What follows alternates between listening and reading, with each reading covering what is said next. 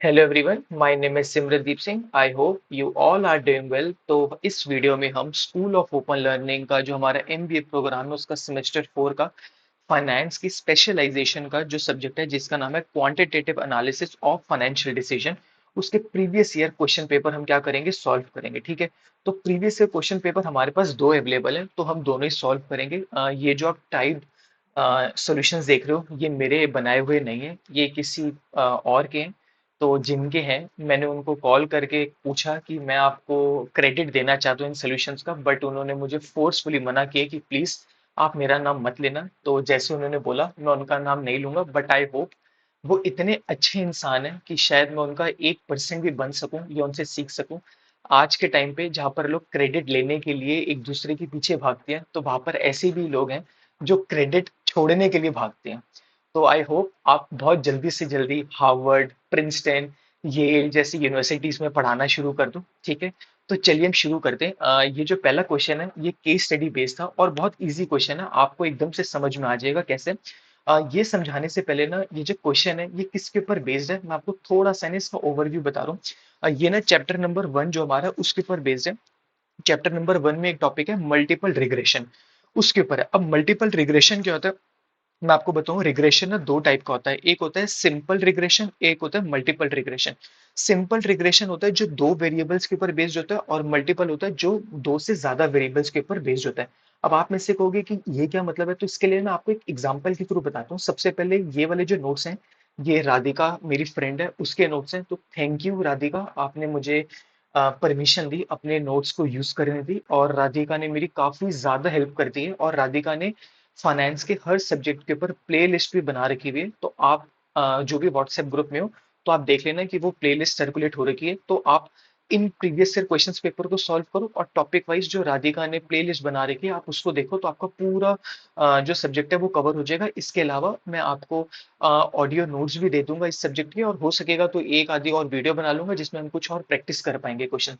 तो सबसे पहले मैंने आपको क्या बताया, ये ना एक इक्वेशन है। अभी जो इक्वेशन है ना, आपको लगेगा कि ये पता नहीं है क्या इक्वेशन है, तो बड़ी अजीब सी इक्वेशन है, ये क्या इक्वेशन है। तो पहले मैं आपको थोड़ा सा एक इक्वेशन बताता हूँ और फिर एक एग्जांपल, चटपटे एग्जांपल के थ्रू करेंगे, आपको समझ में आ जाएगा।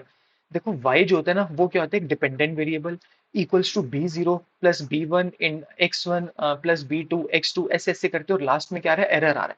ये क्या आ रहा है क्या नहीं आ रहा मुझे तो समझ नहीं आ रहा, और आपको भी आई होप नहीं समझ में आ रहा होगा, और वैसे समझ में आना भी नहीं चाहिए, फिर फायदा क्या। तो मैं आपको एक एग्जांपल के थ्रू बताता हूँ, आपको समझ में आ जाएगा क्या होता है। समझो एक ना मैरिज प्रपोजल आए किसी के पास, ठीक है, और जो मैरिज प्रपोजल था वो किसी लड़के के पास है। अब आप में से एक बात बताओ, जो मैरिज होती है या शादी होने वाली होती है, शादी होना क्या एक फैक्टर पे डिपेंड करती है या एक से ज्यादा फैक्टर्स पे डिपेंड करती है? एक से ज्यादा फैक्टर्स पे डिपेंड करती है। कैसे कैसे फैक्टर्स हो सकते हैं वो, सबसे पहला फैक्टर तो हो सकता है कि लड़के की इनकम कितनी है। ठीक है, लड़का दिखने में कितना गुड लुकिंग है, उसका फैमिली बैकग्राउंड कैसा है, उसका नेचर कैसा है। और गुड लुकिंग से ना मेरा ये मतलब नहीं है कि उसकी आउटर लुक्स को, मेरा मतलब है गुड लुकिंग से उसकी इनर लुक से। देखो आज शायद आपको लगता होगा कि कोई बहुत बड़ा जो फिल्म स्टार है या कोई भी ऐसा है वो बहुत ज्यादा गुड लुकिंग है, बट एक टाइम के बाद तो वो भी बूढ़ा हो जाएगा, तो जो उसकी आउटर ब्यूटी है ना वो खत्म हो जाएगी। तो कभी भी इंसान को परखना हो या कभी भी इंसान को करना हो ना, तो उसकी इनर ब्यूटी से देखा करो। तो जो यहाँ पर मेरा मतलब है स्मार्टनेस है वो इनर ब्यूटी से। तो मैंने आपको क्या बोला, किसी की सैलरी, किसी का लुक्स हो गई, किसी की फैमिली बैकग्राउंड हो गई, किसी की इसके अलावा देखेंगे कि उसका कैसा नेचर है। तो शादी जो है बहुत सारे फैक्टर्स पे डिपेंड करती है। पर अगर शादी एक फैक्टर पे डिपेंड करती होती ना, तो हम क्या लगाते, सिंपल रिग्रेशन लगाते। बट शादी तो है वो मोर देन 2 फैक्टर्स पे डिपेंड करती है, इस करके हम इसमें यहाँ पर क्या लगाएंगे, हम लगाएंगे मल्टीपल रिग्रेशन लगाएंगे। ठीक है। अब हमें ये देखना है कि जो चीज डिपेंडेंट है वो चीज हम रखते हैं एलएचएस में। क्या बोला है, क्या पर रखेंगे, एलएचएस में रखेंगे। तो जो मैरिज है वो क्या है, डिपेंडेंट है। किन किन फैक्टर्स के ऊपर, जैसे सैलरी और हैंडसमनेस के ऊपर। तो जो सैलरी और जो हैंडसमनेस है वो क्या है, वो इंडिपेंडेंट फैक्टर्स हैं। और जो मैरिज है वो क्या है, मेरा डिपेंडेंट फैक्टर, इस करके मैंने उसको क्या रखा है, एलएचएस में रखा है। आप मेरी बात को समझ गए? अच्छा, ये ए क्या है, जो ए है ना ये है हमारा इंटरसेप्ट। इंटरसेप्ट का क्या मतलब है, अगर किसी लड़के की सैलरी जीरो हो और हैंडसमनेस में भी वो जीरो हो, तब भी उसके माँ बाप एक रिश्ता तो ले आएंगे ना कहीं से ढूंढ ढांड के, अरेंज मैरिज। तो ये वो कंपोनेंट है जो किसी और कंपोनेंट पे इफेक्ट नहीं करता, ये इंडिविजुअल कंपोनेंट है। इस करके यहाँ पर लिखो है कि अगर सैलरी भी जीरो हो और लड़का देखने में भी जीरो हो, तो भी मम्मी पापा एक रिश्ता तो ले आएंगे, तो यहाँ पर हम रखेंगे ए, जो किसी और फैक्टर पे डिपेंड नहीं करता। अच्छा, अब ये बी वन कौन सी बला है? देखो पहली बात तो ये बला शला मत बोला करो, मैंने आपको पहले भी बोला। देखो बी जो है ना, ये एक तरीके का ना वेट है, जो सैलरी पे क्या करता है, डिपेंड करता है। मतलब अगर किसी की सैलरी है 10,000, तो वो किसी लड़की के लिए कितना इंपॉर्टेंट है, उसमें हम रखेंगे बी के वेट को। और हैंडसमनेस उसके लिए कितना इंपॉर्टेंट है, वो हम क्या रखेंगे, हम रखेंगे B2 में। अब आपको कहोगे यार थोड़ा समझ में नहीं आ रहा, जब मैं प्रैक्टिकल कराऊंगा ना आपको इससे ज्यादा समझ में आ जाएगा। बट स्टिल मैं आपको एक बात बताने की कोशिश करता हूँ, जो B1 है और जो B2 है ना, वो कोफिशिएंट्स है। ये बताते हैं कि सैलरी बढ़ने से मैरिज के प्रपोजल्स कितने बढ़ेंगे या फिर घटेंगे। ठीक है, सिंपल मतलब कि अगर सैलरी 1 रुपए से बढ़ी, तो मैरिज प्रपोजल्स में B1 यूनिट्स में कितना चेंज आएगा। ठीक है, तो ये हो जाएगा। ठीक है, अच्छा, इसके अलावा सैलरी क्या है, जितनी ज्यादा सैलरी होगी उतने ज्यादा रिश्ते आएंगे। हैंडसमनेस के साथ भी है कि जितनी ज्यादा मतलब हैंडसम होगा उतने ज्यादा आएंगे। जैसे मैंने यहाँ पर रणबीर कपूर का लिखा हुआ, अब रणबीर कपूर तो वैसे आप में से भी किसी को नहीं मिल सकता है, क्योंकि वो किसी और का हो चुका हो। अगले जन्म में क्या ट्राई करना है, फिर टोना टोटका करके देख लो, अगर कुछ नींबू मिर्ची से ट्राई हो जाए। और अगर कोई सक्सेसफुल हो जाता है तो प्लीज मुझे भी बताना, ताकि मैं भी फिर किसी और के ऊपर ट्राई करूंगा। ठीक है जी, चलो। अब आप देखो कि मैंने एग्जांपल लेता हूँ, आप देखो क्या, एक लड़का है जिसकी सैलरी कितनी है, 70,000 रुपीज, और उसका हैंडसमनेस स्कोर कितना, 8 आउट ऑफ 10 है। तो मैरिज के प्रपोजल्स कितने आएंगे? देखो सबसे पहले मैरिज के प्रपोजल है, ये मैंने क्या रखा है, LHS में रखा है, क्योंकि ये डिपेंडेंट चीज है। और पहला यहाँ पर मैंने वर्ड क्या रखा है, वन, डिजिट वन। ये वन कौन सा है, ये वन है, ये ए वाला, जो क्या है हमारा इंटरसेप्ट है, वो है। मतलब अगर सब कुछ जीरो, सैलरी जीरो, लड़का देखने में भी बेकार है, तो भी उसको एक रिश्ता तो आ जाएगा, वो उसके पापा मम्मी लेके आएंगे। ठीक है, अच्छा, सैलरी की जगह मैंने आके लिख दिया 70 लिख दिया। ठीक है, और हैंडसमनेस की जगह पर क्या लिख दिया, 8। अब आप कहोगे कि ये 0.01 क्या है, ये है मेरा B1, और 2 मेरा क्या है, ये मेरा है B2। अब ये 0.01 और 2 क्या है, ये आपको क्वेश्चन में ऑलरेडी गिवन होगा। इसका मतलब है जो ये लड़की है या जो लड़का है, उसके लिए जो सैलरी है ना, वो कितनी इंपॉर्टेंट है, 0.01। और जो हैंडसमनेस है वो उसके लिए कितनी इंपॉर्टेंट है, 2। मतलब ये जो B1 B2 है ना, ये एक तरीके के ना वेट होते हैं कि सैलरी को मैं कितना वेट दूंगा, कितनी इंपॉर्टेंस दूंगा, और हैंडसमनेस को मैं कितनी इंपॉर्टेंस दूंगा। तो अगर मैं इन सबको टोटल करूं तो मेरे को कितने रिश्ते आ गए, 18 रिश्ते आ गए।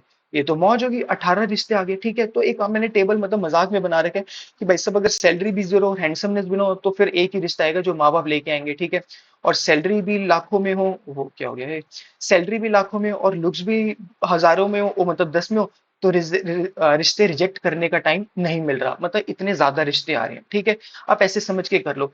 तो ऐसे ऐसे करके करें, जैसे सैलरी 10,000 है और लुक्स 10 है। अब लुक्स पे तो कोई भी नहीं जाता ना, एट लास्ट सबको पेट भरना है ना, इस करके स्मार्टनेस से ज्यादा अपनी स्किल्स के ऊपर ध्यान दो। क्योंकि जितना मैंने आज तक फील किया कि लड़कियां हमेशा लुक्स पे नहीं मरती, उनको ऐसा कोई हस्बैंड चाहिए जो उनको केयर करके रखे, उनको हमेशा प्रोटेक्ट करके रखे। तो बेटा हीरो तो है लेकिन जॉब ढूंढ लो, ऐसे करके। मतलब पेपर में नहीं लिखना, मैंने मजाक में लिखे, इतना ज्यादा भावुक नहीं होना। बट एक बात बताओ, ये जो 18 रिश्ते आ रहे हैं, ये तो हमने प्रिडिक्ट किए, क्या एक्चुअल में भी 18 रिश्ते आएंगे? नहीं, ऐसा तो नहीं हो सकता।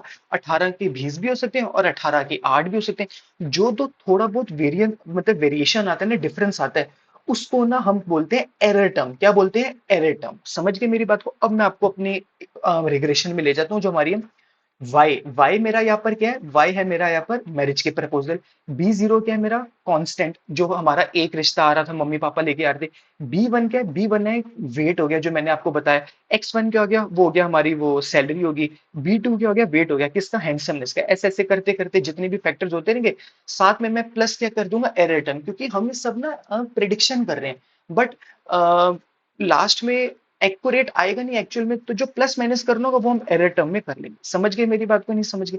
ठीक है, तो मैं पहले क्वेश्चन पढ़ता हूँ, जो हमारा एक क्वेश्चन है, उसके बाद हम इसका फिर क्या करेंगे, सोल्यूशन पढ़ेंगे। क्वेश्चन तो आपके सामने है, एक बारी जल्दी से पढ़ो, तब तक मैं पानी भी पी लेता हूँ। और फिर क्या कर लेता हूँ, मतलब मैं आपको क्वेश्चन भी समझाता हूँ, जल्दी जल्दी देखो। अरे जल्दी पढ़ो क्वेश्चन भाई।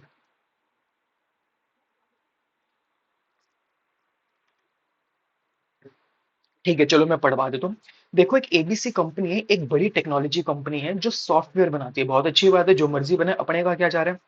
और दुनिया भर में क्लाइंट्स को ना डिजिटल सॉल्यूशंस प्रोवाइड करती है। इस कंपनी का जो शेयर प्राइस है, वो मार्केट में फ्लक्चुएट करता है। जैसे हमारे रिश्ते थे, वो फ्लक्चुएट करते हैं, कभी कम होंगे कभी ज्यादा होंगे, ऐसी जो मार्केट में शेयर प्राइस है कंपनी का, वो फ्लक्चुएट करता है।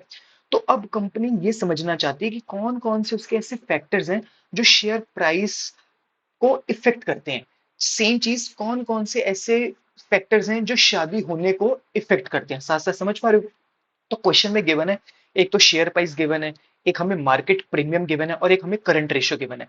ये मार्केट प्रीमियम क्या होता है मैं अगर आपको बताऊं, देखो यहाँ पर गिवन है ना, मैं पेन ले लूं यहाँ से। देखो मार्केट प्रीमियम का क्या मतलब होता है, excess return over the market compare to the risk free rate.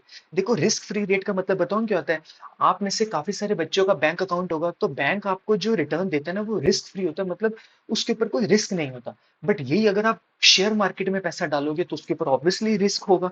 तो ये कह रहा है कि कितना आप एक्स्ट्रा पैसा कमा रहे हो शेयर मार्केट में। लेट्स से आपको बैंक में मिल रहा है 10% और शेयर मार्केट में मिल रहा है 20%, तो आपने एक्स्ट्रा कितना कमाया, 10% कमाया। तो ये कह रहे हैं market premium represents the excess return. तो आपको एक्सेस रिटर्न कितना मिल रहा है, 10% मिल रहा है। और रिस्क फ्री से, और से ट्रेजरी बिल, ट्रेजरी बिल भी गवर्नमेंट करते हो तो उसको हम रिस्क फ्री के लिए हम कंसीडर कर लेते हैं, ठीक है जी। और the current ratio determined by the current assets upon current liability. शाबाश, ये तो जैसे हमें पता ही नहीं था, थैंक यू सो मच आपको हमें बताने के लिए। चलो अब हमें क्वेश्चन क्या है, suppose you are approached by the corporation to the model relation between. क्या क्या हमें बताना है, कि हमें बताना है कि रिटर्न का क्या रिलेशन होगा, मार्केट प्रीमियम का क्या रिलेशन होगा और साइज फैक्टर का क्या रिलेशन होगा। Linear regression model would you suggest. तो लीनियर रिग्रेशन दो टाइप का होता है, एक होता है सिंपल, एक होता है मल्टीपल। सिंपल तो मैंने आपको समझाया भी नहीं है, तो मल्टीपल मुझे बस इसमें इक्वेशन बनानी है और 10 मार्क्स फ्री फ्री फ्री मिल जाएंगे, ठीक है जी। चलो अब ये इक्वेशन कैसे बनानी है, तो मैं राधिका के नोट्स के ऊपर आ रहा हूँ, ठीक है। तो राधिका के नोट्स देखते हैं हम कैसे। सबसे पहले मैं क्या करूंगा, जो मैं बनाऊंगा, आ गया पेन, हाँ ठीक है। सबसे पहले मैंने एलएचएस में क्या करा, शेयर प्राइस रखा। जैसे वहां पर मैंने मैरिज के प्रपोजल्स रखे थे, क्योंकि वो मैरिज के प्रपोजल्स डिपेंडेंट होते हैं और यहाँ पर शेयर प्राइस के डिपेंडेंट है, और हमने देखा भी था वाई की जगह हम क्या रखते हैं, डिपेंडेंट वेरिएबल रखते हैं। उसके बाद हम क्या रखेंगे, B0, मतलब हमें एक रिश्ता तो आएगा ही आएगा। और यहाँ पर हमें कितना है, यहाँ पर हमें शेयर प्राइस गिवन है, कितना गिवन है हमें, यहाँ पर गिवन है, अच्छा, तो डिपेंडेंट आएगा, तो डिपेंडेंट तो हमें कुछ गिवन ही नहीं है, तो हमने यहाँ उसकी जगह क्या रख दिया, B0 रख दिया। समझ पा रहे हो नहीं समझ पा रहे हो, मैंने उसकी जगह क्या रख दिया, उसकी जगह रख दिया मैंने B0 रख दिया, ठीक है जी। अच्छा उसके बाद अब मुझे क्या रखना है, अब मुझे रखना है B1। B1 तो हो गया मेरा वही, और साथ में मैं क्या रखूंगा, मार्केट प्रीमियम, क्योंकि ये पहला फैक्टर है। Market premium multiply by B1 plus B2 current ratio, current ratio हमें क्वेश्चन में गिवन थी वो रख दिया, plus size factor plus error. अब ये जो तीनों फैक्टर्स हैं ये कहां से आए, यहाँ पर क्वेश्चन में गिवन थे, रिटर्न, मार्केट प्रीमियम और साइज फैक्टर, जो करंट रेशियो वाला गिवन था तो वही हमने करा। तो तीनों फैक्टर्स को मैंने क्या करा, यहाँ पर लिख दिया। तो अगर मैं आपको सिंपली बताऊं तो आप ये देखो कि मार्केट प्रीमियम कितना इंपॉर्टेंट है हमारा, वो हम मल्टीप्लाई करेंगे B1, ठीक है। लेट से यहाँ पर आ जाता है 20%, तो मार्केट प्रीमियम की कितनी वेटेज है उस कंपनी में, 20% है। उसके अलावा फिर हम देखते कि जो ये करंट रेशियो है, करंट रेशियो को मैं किससे मल्टीप्लाई करूं, B2 से करूं। B2 से क्यों करूं, लेट से इसकी जो वेटेज है वो है, लेट से इसकी वेटेज है हमारी, कितनी है हमारी वेटेज, लेट से 40% है, तो मैंने इस पे कर दिया। और साइज फैक्टर की वेटेज कितनी है, 40, तो मैंने B3 से मल्टीप्लाई कर दिया। और प्लस एरर जो मैंने आपको बताया कि एक्चुअल और जो हमारे मतलब हमारे जो हम इसको कर रहे हैं, तो उसमें अगर कुछ भी थोड़ा सा फर्क आता है तो उसको हम यहाँ पर कर लेते हैं, क्योंकि यहाँ पर तो जस्ट अभी एक हम अभी एक अंदाजा लगा रहे हैं, तो अंदाजा और एक्चुअल में तो हमारा क्या आ सकता है, प्रिडिक्शन में क्या आ सकता है, फर्क आ सकता है, ठीक है। तो ये हमारी क्या बन गई, इक्वेशन बन गई। ये सेम इक्वेशन हमारी बन गई जो हमारी कैसे बनी थी, हमारी हमारी रिश्ते वाली से बनेगी। कैसे रहनी थी रिश्ते वाली से, यहाँ पर मैंने रख दिया था मैरिज प्रपोजल, यहाँ पर B0 वो यहाँ पर आएगा ही आएगा। इसकी जगह मैंने रख दिया था सैलरी, इसकी जगह मैंने लिख दिया था हैंडसमनेस, और लेट से तीसरा यहाँ पर एक और फैक्टर लगा देते, लेट से फैमिली बैकग्राउंड, ये लिख देते। और B1 मतलब एक लड़की के लिए इस चीज को वो कितनी इंपॉर्टेंस दे रही है, B1 उसका वेट आ जाएगा। एक लड़की हैंडसमनेस को कितना इंपॉर्टेंस दे रही है, वो B2 में आ जाएगा। और एक लड़की फैमिली बैकग्राउंड को कितना इंपॉर्टेंस दे रही है, वो क्या आ जाएगा, B3 में आ जाएगा। और साथ में एरर आ रहा है कि प्रिडिक्शन और एक्चुअल में अगर कुछ फर्क आ जाएगा तो हम इसमें प्लस माइनस कर लेंगे। ऐसे हमारा क्वेश्चन नंबर 1 का फर्स्ट पार्ट खत्म हो गया, हमें यही करना था, बात खत्म। अब आ जाओ सेकंड पार्ट में। If the corporation estimated the following relationship, then what is the inference you can notice. मतलब हमें बताना है, उसने ना हमें इक्वेशन बना के दे दी है, सेम इक्वेशन जो हमने पार्ट ए में बनाई है ना, उससे सिमिलर इक्वेशन। वो क्या कह रहा है, share price equals to 300.28 minus 0.114 multiply by market premium plus 0.80 और मल्टीप्लाई बाय करंट रेशो। अब आपको पता है इसका मतलब क्या है? अगर मैं आपको सच सच बताऊं, एक बात बताओ, सेम इक्वेशन तो अभी हमने ऊपर बनाई है, सेम इक्वेशन तो ये यहाँ पर बन गई है, फर्क क्या है इसका? कुछ भी फर्क नहीं है। देखो मैं बताऊं, शेयर प्राइस क्या है? डिपेंडेंट है। ये क्या हमारा ए क्या? 300.28, मतलब अगर कोई भी फैक्टर इनमें से सब क्या हो जाए, जीरो हो जाए, तब भी मेरा शेयर प्राइस कितना हो जाएगा? 300.28, मुझे पता है ये बात। माइनस 0.114 मतलब मल्टीप्लाई बाय मार्केट प्रीमियम, मतलब मार्केट प्रीमियम उस कंपनी के लिए कितना इंपॉर्टेंट है? 0.114। मैं एक बार फिर हटा दूं सारा कुछ, ठीक है। अच्छा, ये कंपनी के लिए कितना इंपॉर्टेंट है? 0.1, मतलब मार्केट प्रीमियम जो भी होगा उसके मैं किससे मल्टीप्लाई करूंगा? 0.114 से क्या कर दूंगा? मैं मल्टीप्लाई कर दूंगा। ठीक है, यहाँ पर ना एक बात नोटिस करने वाली है, मैं आपको बस 1 मिनट में वापस लेके आ रहा हूँ। तो मैं पहले इसको कलर कर दूं। ये जो माइनस है ना, ये हमें देखना है, ये माइनस का ना कुछ सीन है। ठीक है, चलो। कहाँ गया ब्लू? हाँ ये रहा, ठीक है। ठीक है, और प्लस क्या करा? 8.4, ये वाला 8.04 मल्टीप्लाई बाय करंट रेशो, मतलब जो भी मेरी करंट रेशो होगी उसका वेट कितना है। जैसे मेरी हैंडसमनेस था यहाँ पर, और उसका वेट कितना है? 8.04। ये हमें क्वेश्चन में गिवन होगा कि उस कंपनी के लिए वो कितनी इंपॉर्टेंस है। अब मुझे बताना है जो भी ये इक्वेशन है ना, उससे मैं क्या समझ पा रहा हूँ। तो ना मैं आपको एक बात बता दूं, अगर क्लास में 5 बच्चे हैं, ये संत सर ने हमें क्लास में बताया था एग्जाम्पल, अगर क्लास में 5 बच्चे हैं और मुझे ये देखना है कि कौन सबसे ज्यादा जल्दी रोता है, तो मैं क्या करूंगा? मैं पांचों बच्चों को नहीं बोलूंगा एक साथ रो, मैं बोलूंगा एक एक करके रो। तभी तो मुझे पता चल जाएगा किसके अंदर कितना टैलेंट है रोने का। तो अगर एक बच्चा रो रहा है तो मैं बाकियों को 4 को क्या बोलूंगा? बोलूंगा चुप रहो। सेम चीज अगर मैं चाहता हूं कि मार्केट प्रीमियम का क्या इम्पैक्ट आएगा, तो मुझे जो करंट रेशियो है उसको क्या कराना पड़ेगा? चुप। मतलब चुप तो ऐसे मैंने जानबूझ के बोला, मतलब चुप, मतलब उसको मैं क्या रखूंगा? कांस्टेंट रखूंगा। उसको मैं नहीं छेड़ूंगा। छेड़ने का मतलब लड़की छेड़ने से नहीं कह रहा भैया, लड़की मत छेड़ना, क्योंकि आजकल लड़कियों के पर्स में वो पेपर स्प्रे मतलब वो होता है, तो कहीं ऐसा ना हो कि आंख ऊख में लग जाए, तो इसलिए आराम से लड़कियों को वैसे भी नहीं छेड़ना चाहिए, बहुत रिस्पेक्ट से उनसे बात करनी चाहिए। मैंने मजाक में बात बोली थी कि ऐसे वाली लड़कियां बहुत सिंसियर होती हैं, इस दुनिया में लड़कियां होंगी तभी ये दुनिया आगे चल पाएंगी। तो इस करके हैट्स ऑफ टू देम, इस जितनी ज्यादा अच्छे से रिस्पेक्ट करो तो बहुत अच्छी बात है। चलो हम आगे देखते हैं। ठीक है, अब देखो सबसे पहले अकॉर्डिंग टू द इक्वेशन क्या है? अगर मैं करंट रेशियो को क्या रखता हूँ? कांस्टेंट। मैंने क्या बोला? करंट रेशियो को क्या मैं रख रहा हूँ? कांस्टेंट। तब मैं अब देख पाऊंगा करंट रेशियो, मतलब ये जो सारा पार्ट है, ये वाला सारा पार्ट को मैंने क्या रखा? कांस्टेंट रख दिया। अब मैंने ये देखना है कि क्या बोल रहे हैं कि if market premium increase by 1 unit, मतलब अगर मैं मार्केट प्रीमियम कितने से इंक्रीज करे तो 1 यूनिट से, तो क्या इंपैक्ट आएगा? देखो इसके आगे ना माइनस का साइन है। किसका साइन है? माइनस का साइन है। अगर इक्वेशन में माइनस का साइन है, इसका मतलब है कि if the market premium increase by 1 unit, share fall bye 0.114। क्यों ऐसा क्यों कह रहे हैं? एक बात बताओ यार, अगर मैं यहाँ पर 1 रख देता हूँ तो 1 मल्टीप्लाई बाय 0.114 होगा। आगे साइन किसका है? नेगेटिव का। मतलब अगर मार्केट प्रीमियम 1 रुपए से भी बढ़ता है तो मेरा जो प्राइस है वो कितने से फॉल हो जाएगा? 0.114 से, क्योंकि आगे साइन किसका है? माइनस का है। समझ गए? अगला पॉइंट क्या? अगर मैं मार्केट प्रीमियम को क्या रखता हूँ? कांस्टेंट, मतलब ये वाली टर्म को क्या रख देता हूँ मैं? कांस्टेंट रख देता हूँ। एक बार फिर रब कर दूं, गचड़ पचड़ हो जाएगी। और मिट जा भाई। हाँ, ठीक है, एक बारी और बड़ा कर लेते हैं इसको। ठीक है, अच्छा। अब मैंने क्या बोला? अगर अब मार्केट प्रीमियम को क्या मैं रखता हूँ? मार्केट प्रीमियम को क्या मैं रख देता हूँ? कांस्टेंट रख देता हूँ। Share price of ABC positive relate करेगा। पॉजिटिव क्यों रिलेट करेगा? क्योंकि करंट रेशियो के आगे साइन किसका है? ये साइन है प्लस का। ठीक है, तो more over if current ratio is increase by 1, अगर मैं यहाँ पर 1 से क्या कर देता हूँ? इसको बढ़ा देता हूँ, तो शेयर के पास पॉजिटिव रिस्पॉन्स आएगा 8.0435 का।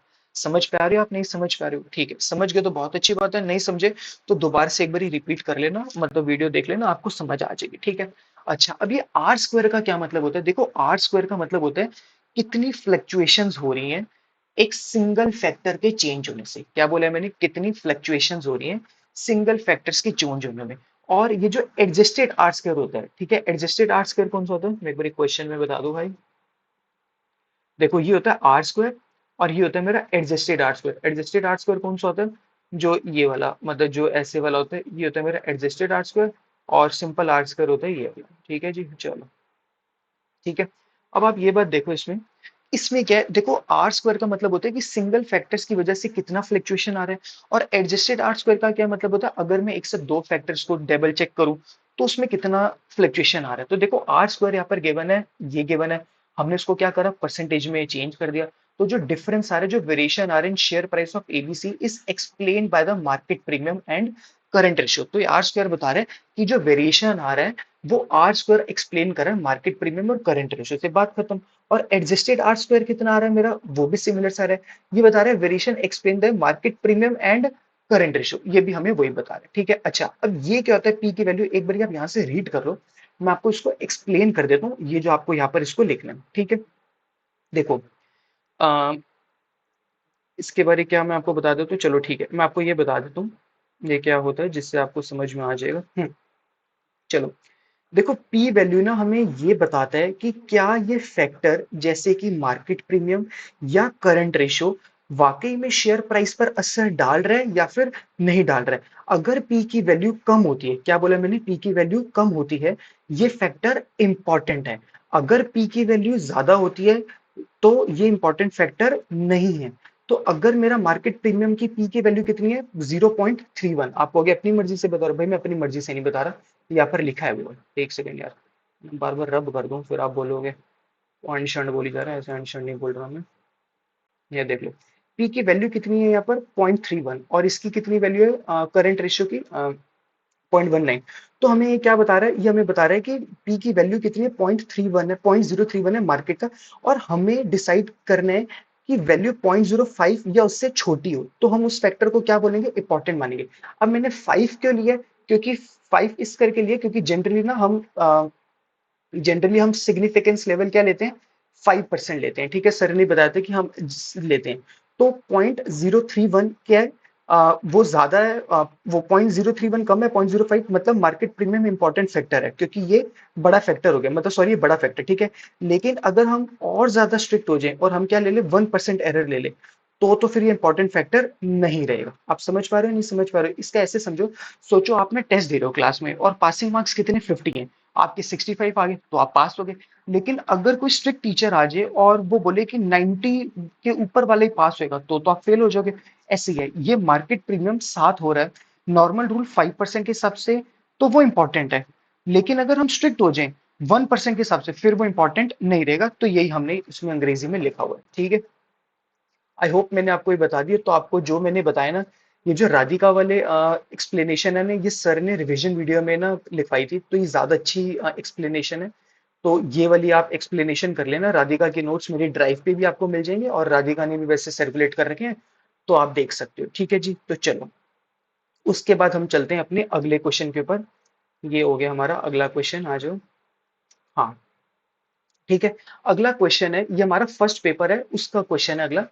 A company earned rupees 6 per share and paid 3.48 per share as a dividend in the previous year। बहुत अच्छी बात है, पिछले साल उसने कितना दिया था, 3.48 दिया था, दिया तो बहुत अच्छी बात है। Its earning and dividend are expected to grow 15% per cent for 6 year। मतलब क्या कहना चाह रहा है कि पहले 6 सालों के लिए जो डिविडेंड है वो कितने परसेंट से ग्रो करेगा, 15% से ग्रो करेगा, और उसके बाद वो 8% पे आके फॉर एवर करेगा, मतलब परपेचुटी पे नहीं हो गया। मतलब जो पहले 6 साल है वो आप पर 15% से ग्रो कर रहा है, और 7वें साल से वो 8% से लेके परपेचुटी तक ये ग्रो करेगा।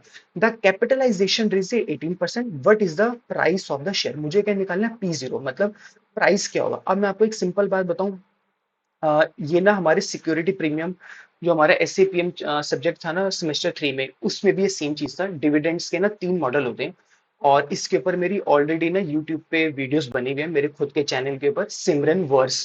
तो VERC, जैसे मैंने आपको पहले ही बताया कि मुझे साइंस फिक्शन का बहुत ज्यादा क्रेज है और मुझे बहुत ज्यादा फैसिनेशन है। तो मैंने इसलिए अपने चैनल का नाम रखा है सिमरन वर्स, सिमरन यूनिवर्स, जिससे मैं अपना एक यूनिवर्स क्रिएट कर पाऊँ। तो आप मेरे चैनल पे चले जाना, आपको मिल जाएगी, वरना आपको यूट्यूब पे मिल जाएगा। तो इसका जो इस मॉडल का नाम है ना, इसका नाम है गॉर्डन मॉडल। गॉर्डन मॉडल क्या कहते हैं कि पहले कुछ सालों तक आपको एबनॉर्मल ग्रोथ मिल रही है, और उसके बाद आपकी जो ग्रोथ है वो क्या हो जाएगी, स्टेबल।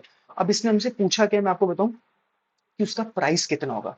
तो प्राइस कितना होगा उसका लास्ट में हमारे पास फॉर्मूला है, प्राइस निकालना है ना, तो प्राइस का फॉर्मूला आता है present value of dividend for the first 6 year और present value of P6 year. समझ रहे हो?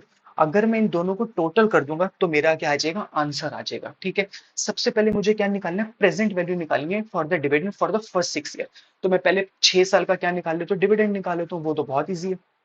ठीक है, कैसे निकालेंगे, पहले यहाँ पर 1 से 6 साल लिख दिए। ठीक है, वैसे इसका शॉर्टकट तरीका भी होता है, बट मैंने सर से पूछा था तो सर कहते हैं कि अगर क्वेश्चन की प्रेजेंटेशन अच्छी रखोगे तो नंबर ज्यादा मिलेंगे, तो अगर ऐसे करोगे तो ज्यादा बेटर है, वरना शॉर्टकट तरीका भी होता है।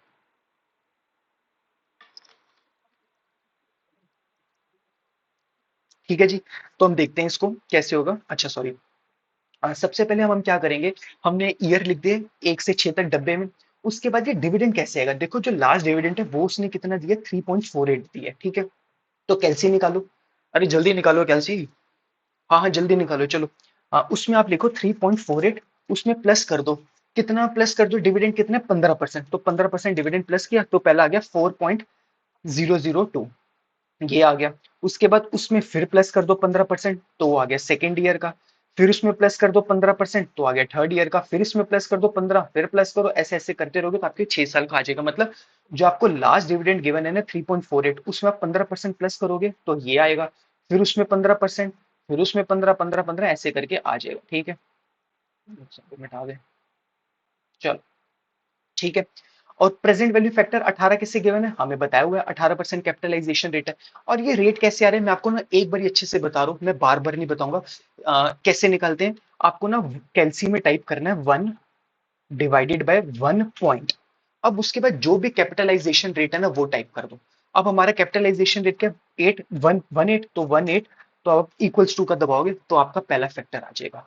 अगर ये सिंगल डिजिट होता तो मैं क्या करता, फॉर्मूला तो वही होगा 1/1 अब सिंगल डिजिट है ना, लेट से है 8, तो मैं 0.8 कर देता, फिर इक्वल्स टू दबा देता। एक बार इक्वल्स टू दबाऊंगा तो पहले साल का आएगा, फिर दूसरे साल का आएगा, फिर तीसरे साल का आएगा। ठीक है, तो अब मैंने इसमें क्या करा, 18 है तो 1/1.18 इक्वल्स टू एक बारी दबाया, फिर 2 3 4 5 6, तो जो जो एक एक बारी दबा दबा के मैं इसके सामने लिखता रहा, और मैंने इसके साथ मल्टीप्लाई कर दिया, और जो मेरा लास्ट में आ गया ये आ गया मेरा 19.099, तो ये मेरा पहला कॉम्पोनेंट आ गया 19.099। ठीक है जी, अब मुझे देखने अगला, अब मुझे निकालनी प्रेजेंट वैल्यू ऑफ P6। क्या निकालनी है, प्रेजेंट वैल्यू P6। अब देखो ये कैसे निकालेंगे, देखो प्रेजेंट वैल्यू P6 निकालने के लिए ना आपको क्या निकालना है, P6 पे वैल्यू निकालनी है।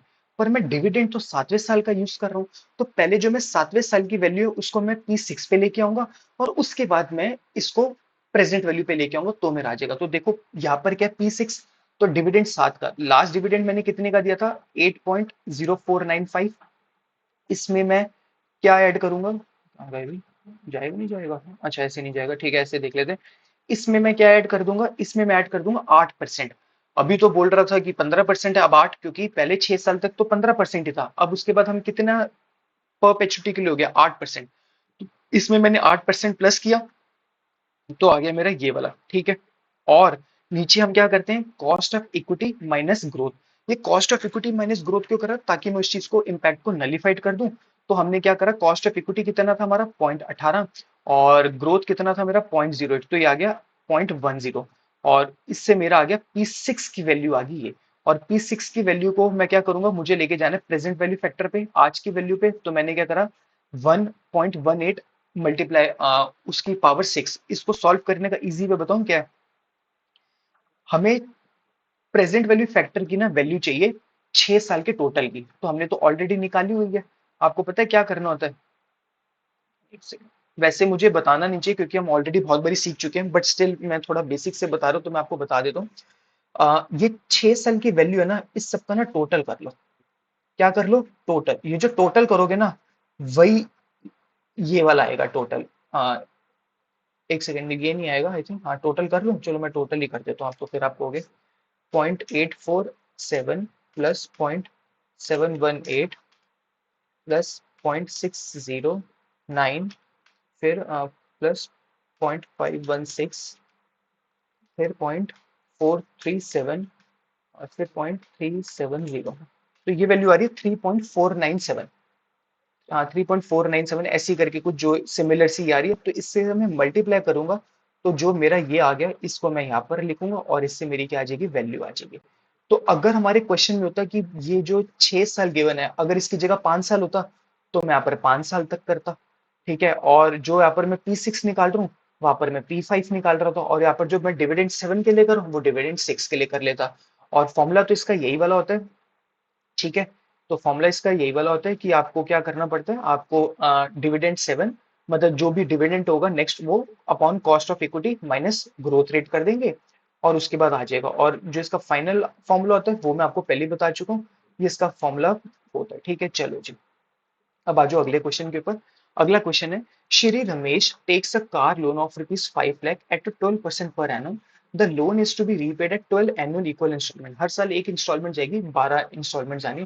Prepare a loan amortization table, और साथ में नीचे ना एमएक्स एक्सेल का बताया हुआ है कि टूल के फॉर्मूला बताओ। तो मैं थ्योरी पार्ट करा रहा हूँ, तो मैं आपको बता देता हूँ जो सेकंड पार्ट है उसका ये वाला आंसर है। तो एक बार देख लो, अगर फोटो खींचनी है फोटो खींच लो, मतलब जो भी करना कर लो, मतलब ये है इसका फॉर्मूला। वैसे ये जो नोट्स है ना मैं आपको शेयर कर दूंगा आपके साथ, और इसके अलावा क्या कहते हैं, क्या बोलने वाला था मैं, हाँ आपके साथ ड्राइव पे भी शेयर कर दूंगा, व्हाट्सएप पे भी सर्कुलेट हो रहे हैं, तो मैं आपके साथ कर लूंगा। और जो राधिका वाले क्वेश्चन आंसर्स है ना वो भी मैं आपके साथ शेयर कर दूंगा, और ड्राइव पे भी आपको सब मिल जाएंगे। ठीक है, चलो अब मैं लोन एमोटाइजेशन टेबल बना लेते हैं एक बारी। ठीक है, तो हमारे पास गिवन क्या है, लोन का अमाउंट गिवन है, इंटरेस्ट रेट गिवन है, और नंबर ऑफ एनुअल इंस्टॉलमेंट। अब हमें देखना है कि इसकी ना एक महीने की किस्त कितनी होगी, मतलब हर महीने की ईएमआई कितनी जाएगी। उसका फॉर्मूला बताऊं, कहता है loan amount divided by present value factor. Loan amount तो मुझे पता है, और प्रेजेंट वैल्यू फैक्टर कैसे निकालते हैं, एक बात बताओ, हमारा प्रेजेंट वैल्यू फैक्टर के लिए कॉस्ट ऑफ इक्विटी कितना है, हमारा मतलब 12%। तो मैं बताऊं क्या करूंगा, मैं आपको एक बार यहाँ पर लिख के बता देता हूँ। मैं क्या करूंगा, 1 डिवाइडेड बाय 1.12। ठीक है, और फिर मैं क्या दबा दूंगा, इक्वल्स टू का साइन का इक्वल्स टू। एक बारी आ जाएगा, फिर दो बारी, दूसरी बारी दबाऊंगा, दूसरी बारी, फिर तीसरी बारी, चौथी, पांचवी, छठवीं, सातवीं, आठवीं, नौवीं, 10वीं, 11वीं, 12वीं। तो जो 12 टर्म्स आ जाएंगे ना उन सबका मैं क्या कर दूंगा, टोटल कर दूंगा। अगर मैं उन सबका क्या कर दूंगा, टोटल कर दूंगा, तो वो वैल्यू आ जाएगी मेरी, ये वाली वैल्यू आ जाएगी। ठीक है जी, तो जब मैंने इसको डिवाइड किया तो मेरा आंसर आ गया 80,718 रुपये। तो ये मेरी हर महीने क्या जाएगी, किस्त। तो ये जो डब्बा है ना, डब्बा तो आपको ऐसे ही बनाना है, मगर डब्बा तो क्या ही जो भी है, चलो जूम हो रहा है ये। हाँ ठीक है, अब आपको बताऊं क्या करना है, डब्बे को कैसे भरना है। जो पहले इंस्टॉलमेंट वाला डब्बा है वो तो हर साल सेम जाना है, मतलब किस्त तो सेम जाएगी। तो पहले ये वाले सारे डब्बे को ना ऐसे सेम अमाउंट लिख दो जो हमारी किस्त जानी है। अब देखो पहले साल में हमारा कितना पैसा जाना है, 5 लाख रुपए जाना है। कितने जाना है, 5 लाख रुपए जाना है। तो अब मैं क्या करूंगा, मैं 5 लाख हुआ, अब 5 लाख की के ऊपर मुझे इंटरेस्ट कितना देना है, 12% देना है, तो 60,000 हो गया। मेरी किस्त कितनी की जा रही है, 80,000। तो मैंने प्रिंसिपल कितना रीपे किया, 80,000 माइनस 60,000, वो आ गया मेरा 20,718। ठीक है, और मेरा प्रिंसिपल ड्यू कितना रह गया, ओपनिंग प्रिंसिपल माइनस जो मैंने ये पे किया उससे मेरा आ गया 479 आ गया। समझ पा रहे हो मेरी बात को, नहीं समझ पा रहे हो। अच्छा, अब ये जो हो गया ये मेरा क्लोजिंग था, वो अगले साल का क्या आ जाएगा, ओपनिंग बन जाएगा। इसके ऊपर मैं फिर से इंटरेस्ट दूंगा 12% का। किस्त तो उतने की उतनी जानी है मेरी। तो अगर मैं ईएमआई में से अपना इंटरेस्ट माइनस कर दूंगा तो मेरा क्या आ जाएगा, मैंने इस साल कितना प्रिंसिपल रीपे किया है। तो ओपनिंग माइनस ये प्रिंसिपल, वो आ गया मेरा क्लोजिंग प्रिंसिपल। एक और करा के जा रहा हूँ, बाकी मतलब आप खुद कर लोगे। ये मेरा क्लोजिंग था, ये फिर अगले साल का भी क्या बन गया, ओपनिंग बन गया। उसके ऊपर फिर से मैंने 12% इंटरेस्ट दिया, किस्त तो मेरी उतनी थी, इसमें से मैंने ये माइनस किया तो प्रिंसिपल मेरा आ गया, इतना आ गया। और फिर मैंने क्या करा, ओपनिंग प्रिंसिपल माइनस जितना मैंने इस बारी प्रिंसिपल रीपे किया, तो मेरा क्लोजिंग प्रिंसिपल आ गया। सो ऑन, ऐसे ऐसे करते रहेंगे, लास्ट में ना ये जीरो आना चाहिए। और जीरो नहीं आया तो कुछ हो सकता है फ्रैक्शन में बच जाए, क्योंकि अब राउंडिंग ऑफ में फर्क आ सकते हैं ना, तो उसकी वजह से फर्क आ सकता है, बाकी घबराने की कोई बात नहीं। ठीक है, चलो आगे करते हैं question, fourth question. Fourth question क्या कह रहा है, the EBIT of a company 2 lakh. ठीक है, भी बहुत अच्छी बात है।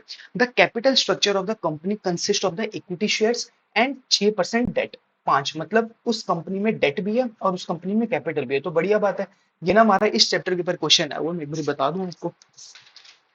ये ना आई थिंक आया हुआ हमारा फिफ्थ के ऊपर, जो हमारा है ना कैपिटल स्ट्रक्चर एनालिसिस, बहुत इजी चैप्टर है। मैं कोशिश करूंगा इसके ऊपर एक आधी वीडियो या फिर यूट्यूब पे ना वीडियोस बनी हुई है, आपको मैं शेयर कर दूंगा, देख लेना, ये उसी के ऊपर है। ठीक है, अब हमने क्या देखना है इसमें कि ठीक है ये है, if the risk free return is 3%, बहुत अच्छी बात है, market return is 10% and beta is 1, तो आंसर करो ये आपकी क्या वैल्यू होगी कंपनी की नेट इनकम अप्रोच से, डब्ल्यू क्या होगा, प्राइस क्या होगा, और ये जो लास्ट में लिखे हम देख लेते हैं। सबसे पहले मुझे क्या निकालनी है, वैल्यू निकालनी है, value of a firm under net income approach. देखो वैल्यू ऑफ द फर्म बताऊं क्या होती है, वैल्यू ऑफ फर्म का मतलब होता है इक्विटी की वैल्यू प्लस डेट की वैल्यू, अगर मैं इन दोनों का टोटल कर दूंगा तो मेरा आ जाएगा। बट इन दोनों की वैल्यू कैसे निकलेंगे, तो अब देख लेते हैं कैसे निकलेंगे। सबसे पहले ईबीआईटी, ईबीआईटी में से मैंने माइनस क्या करा, इंटरेस्ट, तो इंटरेस्ट कैसे माइनस करा, 5 लाख के ऊपर 6%, तो मेरा आ गया नेट प्रॉफिट। अब देखो ना तो इसके अंदर कोई प्रेफरेंस डिविडेंड था ना कोई टैक्स टूक्स था, तो ये मेरा क्या बन गया, अर्निंग अवेलेबल फॉर इक्विटी बन गया। तो कॉस्ट ऑफ इक्विटी अब मुझे पता नहीं, तो कॉस्ट ऑफ इक्विटी निकालने के लिए ना सीएपीएम का यूज करेंगे, कैपिटल एसेट प्राइसिंग मेथड। ये भी मैंने ना अपने सेमेस्टर 3 की वीडियो में एक्सप्लेन किया हुआ है एससीपीएम में, और उसकी ना प्लेलिस्ट बनी हुई है, बट मैं आपको फिर से थोड़ा सा ना एक्सप्लेन कर देता हूँ। इसका फॉर्मूला क्या होता है, risk free return plus beta, ठीक है, और ब्रैकेट में R M minus R F. अब एक बात बताओ, मैं आपसे सिंपल बताऊं, अगर आपके पास दो ऑप्शन है, आप बैंक में पैसे इन्वेस्ट करो तो आपको मिलते हैं 10%, और अगर आप शेयर मार्केट में भी इंटरेस्ट इन्वेस्ट करोगे और आपको वहां पर भी 10% मिलेंगे, तो क्या आप कभी इन्वेस्ट करोगे, कभी भी नहीं करोगे। आप कहोगे कि यार मुझे फायदा क्या हुआ। अगर आपको वहां से मिलते हैं 14%, तो आप कहोगे हाँ अब मैं इसको इन्वेस्ट कर सकता हूँ। तो एक बात बताओ, अगर मैं पूछूं कि आपका इन्वेस्टर की कॉस्ट ऑफ इक्विटी क्या, आप कहोगे देख जो तो मुझे पैसा बैंक से मिलेगा 10%, वो तो मुझे चाहिए चाहिए, इसके अलावा मुझे एक्स्ट्रा कितना चाहिए, मुझे एक्स्ट्रा चाहिए 4% चाहिए। समझ पा रहे हो मैंने क्या बोला, 4%। तो ये मुझे बताते हैं कि मुझे एक्स्ट्रा कितना चाहिए, और बीटा ये बताते हैं कि मार्केट से, आई थिंक यही बताते हैं कि बीटा में बताते हैं कि मार्केट से एक्स्ट्रा रिस्क लेने पे हमें कितना पैसा मिल रहा है, ऐसे करके कुछ होता है। ठीक है, मैं ना अभी आपको ज्यादा मेरा जो मोटिव है वो है एग्जाम ओरिएंटेड रखना, वरना वैसे मैं लॉजिक और भी अच्छे से बता सकता हूँ, बट फिलहाल के लिए मैंने जितना बताया। तो आर एफ मुझे पता है इतने, बीटा मुझे गिवन है, तो और R M minus R F भी मुझे पता है। पेन को क्या हो गया ये, रात का टाइम है ना, तो ये भी सोने लगा है, तो मुझे लगता है इसलिए ना थोड़ा हिल विल ज्यादा रहा मेरा बिना हिलाए, पर चलो कोई बात नहीं। हाँ, तो मैंने जब इसको सॉल्व किया तो मेरा आंसर आ गया 10। तो मुझे पता चल गया कि 10% हो गया। तो वैल्यू ऑफ इक्विटी कैसे निकालते हैं, वैल्यू ऑफ इक्विटी निकालते हैं net profit divided by cost of equity. तो 1,70,000 डिवाइडेड 10%, ये आ गया मेरा 17 लाख आ गया। वैल्यू ऑफ डेट तो मुझे ऑलरेडी पता थी 5 लाख, तो अगर मैंने इन दोनों को प्लस किया तो वैल्यू ऑफ फर्म आ गई 22 लाख, बात खत्म। और weighted average cost of capital कैसे निकलती है, वैसे तो जनरली बताऊं कैसे निकलती है, cost of equity, cost of preference share, cost of debt, उनको वेट करके ऐसे करके, बट यहाँ पर हम कैसे निकाल लेंगे, EBIT, EBIT divided by value of firm. क्या बोला मैंने, EBIT divided by value of firm, तो कितना है मेरा, 2 लाख डिवाइडेड बाय 22 लाख, तो आगे मेरा 9.09%। ठीक है। अच्छा, अब मुझे क्या करना है, प्राइस ऑफ द शेयर। अब देखो ये क्या है, मैं आपको बता दूं, पहले क्वेश्चन पढ़ दूं। Do you think that the value of the company and it share price will increase, ये कह रहे हैं कि आपको ऐसा लगता है कि कंपनी का शेयर प्राइस इंक्रीज होगा अगर हम अपने डेट को ना 5 लाख से बढ़ाकर कितना कर दें, 7 लाख कर दें, और जो हम एडिशनल 2 लाख का डेट ले रहे हैं ना, उससे हम इक्विटी को क्या करें, रिडीम कर दें। तो देख लेते हैं कैसे होगा। ठीक है, तो सबसे पहले मैंने क्या करना है, सबसे पहले मैंने ये देखना है कि अच्छा सी का, अच्छा सॉरी सी का कह रहा है what is the price of share. तो प्राइस ऑफ शेयर का, अच्छा एक बारी प्राइस ऑफ शेयर कैसे निकलेगा, मेरे पास टोटल वैल्यू तो आ गई 17 लाख इक्विटी की। अब divided by number of shares करने हैं। आपको पता है हमारी यूनिवर्सिटी की कितनी अच्छी खासियत बात है, हमें पेपर में जाके सॉल्यूशंस तो लिखने हैं, साथ साथ क्वेश्चन को भी क्या करना है, कंप्लीट करना है। अब देखो कितना अच्छा क्वेश्चन है, क्वेश्चन में डेटा ही गिवन नहीं है, तो आपको तो इस चीज का प्राउड फील होना चाहिए कि आप पेपर में जाके आंसर्स भी बना रहे हो और क्वेश्चंस भी बना रहे हो। तो अब हम क्या करेंगे इसमें, नंबर ऑफ शेयर्स को एज्यूम कर लेते हैं, अपनी मर्जी से 1 लाख कर लेते हैं मेरे हिसाब से। ठीक है, तो हाँ 1 लाख करा है इन्होंने भी, ठीक है, तो 1 लाख कर लेते तो हमारा प्राइस कितना आ गया, 17 आ गया। और अब जो मैंने आपको बताया कि वो जो डेड डॉट वाला बढ़ा के तुम देख लेते हैं क्या, एक बारी क्वेश्चन पढ़ लो डी।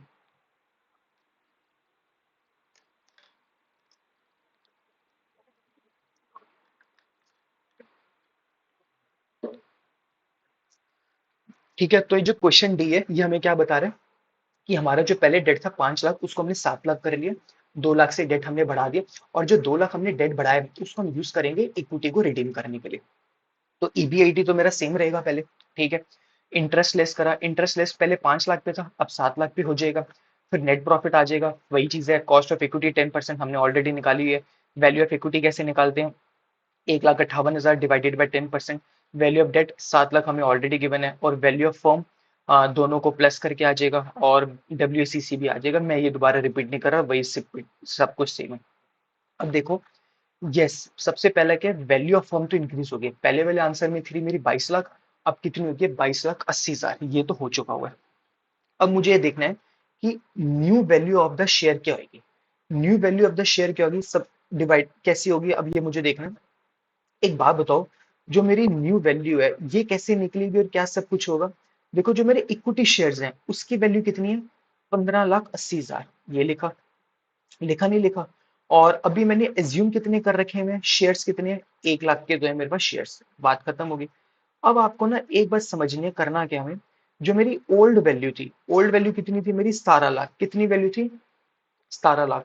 अगर मैं उसको डिवाइड करूं 1 लाख से, तो वैल्यू कितनी आती है मेरी, 17 आती है, कितनी आती है, 17 आती है, ठीक है। अब एक बात बताओ, मुझे कितने रुपए के इक्विटी शेयर्स को रिडीम करना है, 2 लाख के, तो मैं क्या करूंगा, 2 लाख डिवाइडेड बाय 17, तो मैं 11,765 शेयर्स को क्या करूंगा, रिडीम करूंगा, क्या बोले मैं, रिडीम करूंगा। और अब मेरे पास जो न्यू शेयर्स हैं वो कितने आ गए, 88,235, 88,235 कैसे आ गए, 1 lakh divided by, oh 1 lakh minus 11,000 जो हमने वो करा, तो न्यू शेयर्स।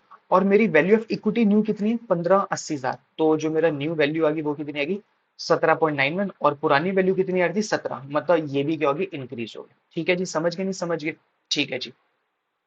चलो फिफ्थ क्वेश्चन एक बारी रीड करो, मैं आपको बताऊं कैसे करना है।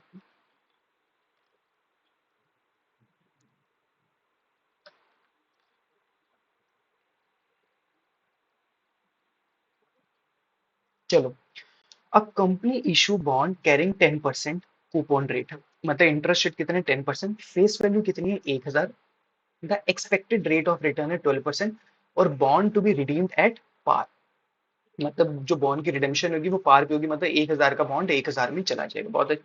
Calculate the value of bond if the bond is selling at 990, then is it worth to buy. और लास्ट सी के, if the bond is purchase at 1100, then calculate YTM using approximation method. ठीक है, देखो, इस question में भी एक गलती थी, कितने अच्छे क्वेश्चंस हम फ्रेम करते हैं, हमें बताया ही नहीं था कि जो ये बॉन्ड्स है ना, ये 4 साल के बाद क्या हो जाएंगे, मेच्योर हो जाएंगे। This question was corrected during the exam because of the missing maturity of the bond, the maturity was announce to be 4 year. अब देखो, ये तो आपकी किस्मत के ऊपर है, मैंने आपको पहले भी बताया ना, आपके आसपास, गली के आसपास जो भी डोगेश भाई हैं, उनको ओरियो बिस्किट खिलाओ, उनको बर्गर किंग के बर्गर खिलाओ, जो भी वो खाना पसंद करते हैं, क्योंकि उनकी अगर आपको ब्लेसिंग्स मिलेंगी तो ही आपके एग्जाम में आकर आपको बता देगा किसमें गलती है। अगर नहीं बताया तो जय माता दी, कोई बात नहीं, दोबारा आ जाएंगे नेक्स्ट सेमेस्टर में देने, भाई जितने साल मर्जी हैं, हम तो फ्री बैठे हुए हैं। अब ठीक है, जैसा भी है, अब चलो छोड़ो, क्या ही बोले, चलो ठीक है। वैल्यू ऑफ बॉन्ड कैसे निकलते हैं, मैं आपको फिर बताऊं, इसका भी ना शॉर्टकट मेथड है, बट मैंने सर से भी बात करी थी, तो सर ने बताया था कि अगर आप बेटर प्रेजेंटेशन दोगे तो वरना एक छोटा सा फॉर्मूला से आंसर आ जाएगा, 1 मिनट लगेगा। बट सर बोलेंगे कि फिर इतने छोटे के लिए तो आपको नंबर नहीं मिलेंगे, तो कोशिश करो कि आपकी जो प्रेजेंटेशन होनी चाहिए वो मतलब थोड़ी अच्छी होनी चाहिए, ठीक है।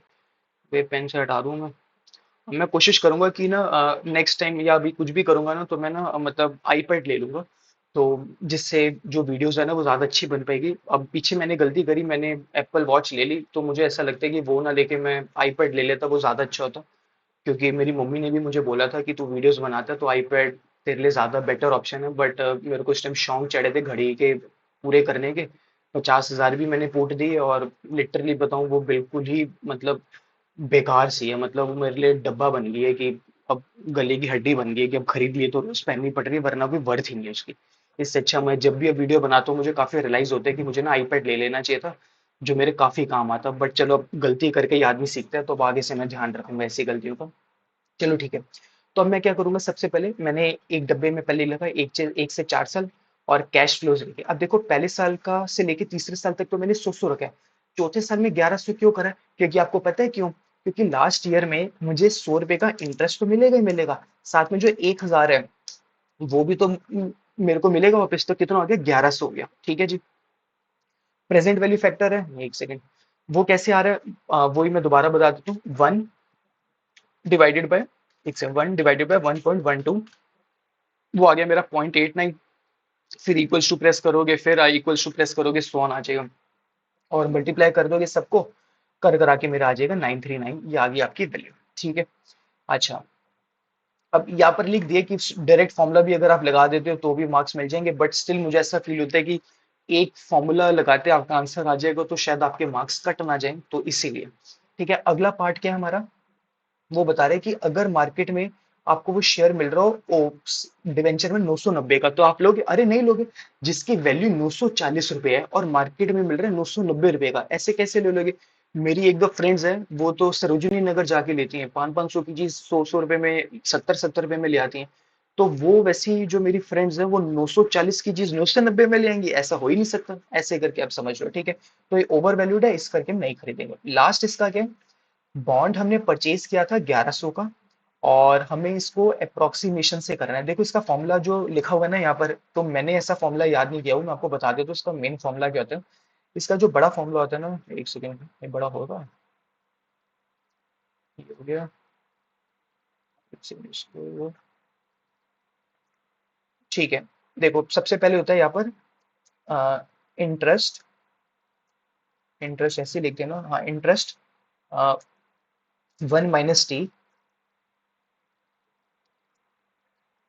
टी, ठीक है, और ब्रैकेट को क्लोज, और उसके बाद यहाँ पर लिखते हैं बीच में प्लस का साइन, और आ जाता है मेरी आ जाती है, क्या आ जाता है, एक सेकेंड, हाँ, redeemable value minus issue price divided by N. ठीक है, यही फॉर्मूला है, मतलब ये एफ माइनस पी है ना, तो यहाँ पर मैंने क्या लिख दिया, रिडीमेबल वैल्यू, यहाँ पर इसकी जगह लिख दिया मैंने इशू प्राइस, एक सेकेंड, ठीक है, यहाँ पर क्या रखा है मैंने, रिडीमेबल वैल्यू, यहाँ पर, अरे कहाँ गया, हाँ ठीक है, और यहाँ पर रखा मैंने issue price divided by N number of years, और नीचे आ जाएगा मेरा फिर से redeemable value plus issue price upon 2। देखो, आप कहोगे कि यहाँ पर इंटरेस्ट तो लिख दिया, बट क्वेश्चन में 1 - टी क्यों नहीं लिखा? क्योंकि इस क्वेश्चन में ना टैक्स का रेट गिवन है। लेट्स से मैं आपको बताऊं क्या, हमारा इशू प्राइस कितना है, हमारा इशू प्राइस है 1000, ओ सॉरी, इशू प्राइस है हमारा 1100, हमने खरीदा है, और रिडीमेबल वैल्यू कितनी है 1000। इंटरेस्ट कितना मिलना है, 100 रुपए का। अब आपको पता है हुआ क्या, अगर यहाँ पर टैक्स होता तो मैं क्या करता, 100 1 माइनस, लेट से टैक्स है 10% का, तो 0.10 कर देता, और इससे जो मेरा आंसर है, एक सेकंड को, आंसर कितना आ जाता है 90, क्योंकि इस पे टैक्स लग जाता, बट इसमें टैक्स नहीं है क्वेश्चन में। तो हमने क्या करना है, एक सेकंड, आ गया, हाँ, हमने क्या करना है, सीधा सोई ले लेना है। ठीक है, तो जब आप इस पे सब काटा पीटियां मार मूर के करोगे तो आपका आंसर आ जाएगा ये वाला। ठीक है, मतलब आप ये सारा डाल दोगे, मैंने ऐसे याद किया हुआ ना, इसके नीचे बताऊं कैसे है, इसके नीचे ऐसे लाइन डाल दो, ठीक है, और इसके नीचे क्या आ जाता है फिर, अगर आपको ये वाला तो करना, फिर क्या आ जाता है, redeemable value plus issue price divided bye 2। वही है जो इस मतलब जो नोटेशंस यूज हो रखे हैं वो अलग है, बाकी फॉर्मूला बिल्कुल सेम है, तो आप जो भी कुछ याद कर लो आपको ठीक लगे। ठीक है, चलो, ये आ गया आपका सबसे, सबका फेवरेट, धड़कता सड़कता ब्लैक स्कोल मॉडल। ये भी मैं करा देता हूँ आपको अच्छे से। अ, तो इसको मॉडल को भी करने के लिए मुझे काफी सारे बच्चों ने हेल्प करी है। मतलब मैंने ना सर की क्लास अटेंड करी थी ऑफलाइन, तो मैंने सर से पूछा था कि क्या इसमें इंटरपोलेशन मेथड से ही करना है या फिर हम सिंप्लीफाई मेथड से भी कर सकते हैं। तो सर ने बोला था कि देखो, अगर आप इंटरपोलेशन मेथड से करोगे तो आपका आंसर थोड़ा एक्यूरेट ज्यादा आ जाएगा, और जैसे मैं आपको करा रहा हूँ उससे भी आंसर आ जाएगा, 19 20 का फर्क आ जाएगा। तो और या फिर आपके पास थर्ड ऑप्शन है कि आप पेपर में साइंटिफिक कैलकुलेटर ले जाओ। तो अब साइंटिफिक कैलकुलेटर तो मेरे पास है नहीं, अगर आपके पास है तो साइंटिफिक कैलकुलेटर ले जाओ, उससे तो एग्जैक्ट फिगर आ जाएगी, कुछ भी करने की जरूरत नहीं पड़ेगी। तो मैंने सर से पूछा था कि सर इंटरपोलेशन करें या फिर मतलब सिंपल जो मैं भी आपको करा रहा हूँ वो करा दो। तो सर कह रहे हैं कि आप सिंपल भी कर लो तो कोई इतनी बहुत ज्यादा बड़ी बात नहीं है, तो मैं आपको एवरेज ही कराऊँ, बट स्टिल अगर आपको लगता है कि नहीं, मुझे तो इंटरपोलेशन ही करना है, तो यूट्यूब पे मैं आपके साथ एक वीडियो शेयर कर दूंगा, आप वो देख लेना, आपको उसमें पता चल जाएगा इंटरपोलेशन कैसे करते हैं, क्योंकि मैंने सर से पूछा था, सर कह रहे कि एमबीए के आपके लेवल पे ना लास्ट में अगर 19-20 का कुछ फर्क आ रहा है तो बहुत ज्यादा बड़ी बात नहीं है, क्योंकि इंटरपोलेशन भी ना अपने आप में बहुत बड़ा मेथड है। अगर उससे में कुछ गड़बड़ हो जाएगी तो नहीं है, क्योंकि लास्ट टाइम मैं भी फाइनेंशियल डेरिवेटिव के पेपर में ना सिंपल यही करके आया था जो मैं आपको बता रहा हूँ। तो अब आपकी चॉइस है, आप मेरे वाले मेथड से कर लो या फिर यूट्यूब पे मैं आपको इंटरपोलेशन बता दूंगा उससे कर लो। और अगर आप के पास साइंटिफिक कैलकुलेटर है अक्षिता जैसा, अक्षिता के पास तो साइंटिफिक कैलकुलेटर था, मेरी जस्ट अभी उससे बात हुई है थोड़ी देर पहले, तो वो कह रही थी मैं इन सब चक्करों में नहीं पड़ती, मैं तो मतलब वो कर रही थी, और उसका एग्जाम सेंटर, मेरा एग्जाम सेंटर दूर है, वरना मैं उससे क्लास में साइंटिफिक कैलकुलेटर ले लेता। तो पर चलो अब तो कोई ऑप्शन नहीं है, बट अगर किसी का सेंटर मेरे साथ पड़ा हुआ है मेरी क्लास में हो तो प्लीज दे देना साइंटिफिक कैलकुलेटर, तो फायदा हो जाएगा। चलो ठीक है, देखते हैं क्या सब कुछ है, इन सबको छोड़ो, अब शुरू करते हैं। चलो मेरे पास ये क्वेश्चन पढ़ लो एक बारी, मैं ना सीधा गिवन डेटा बोलूंगा आपको।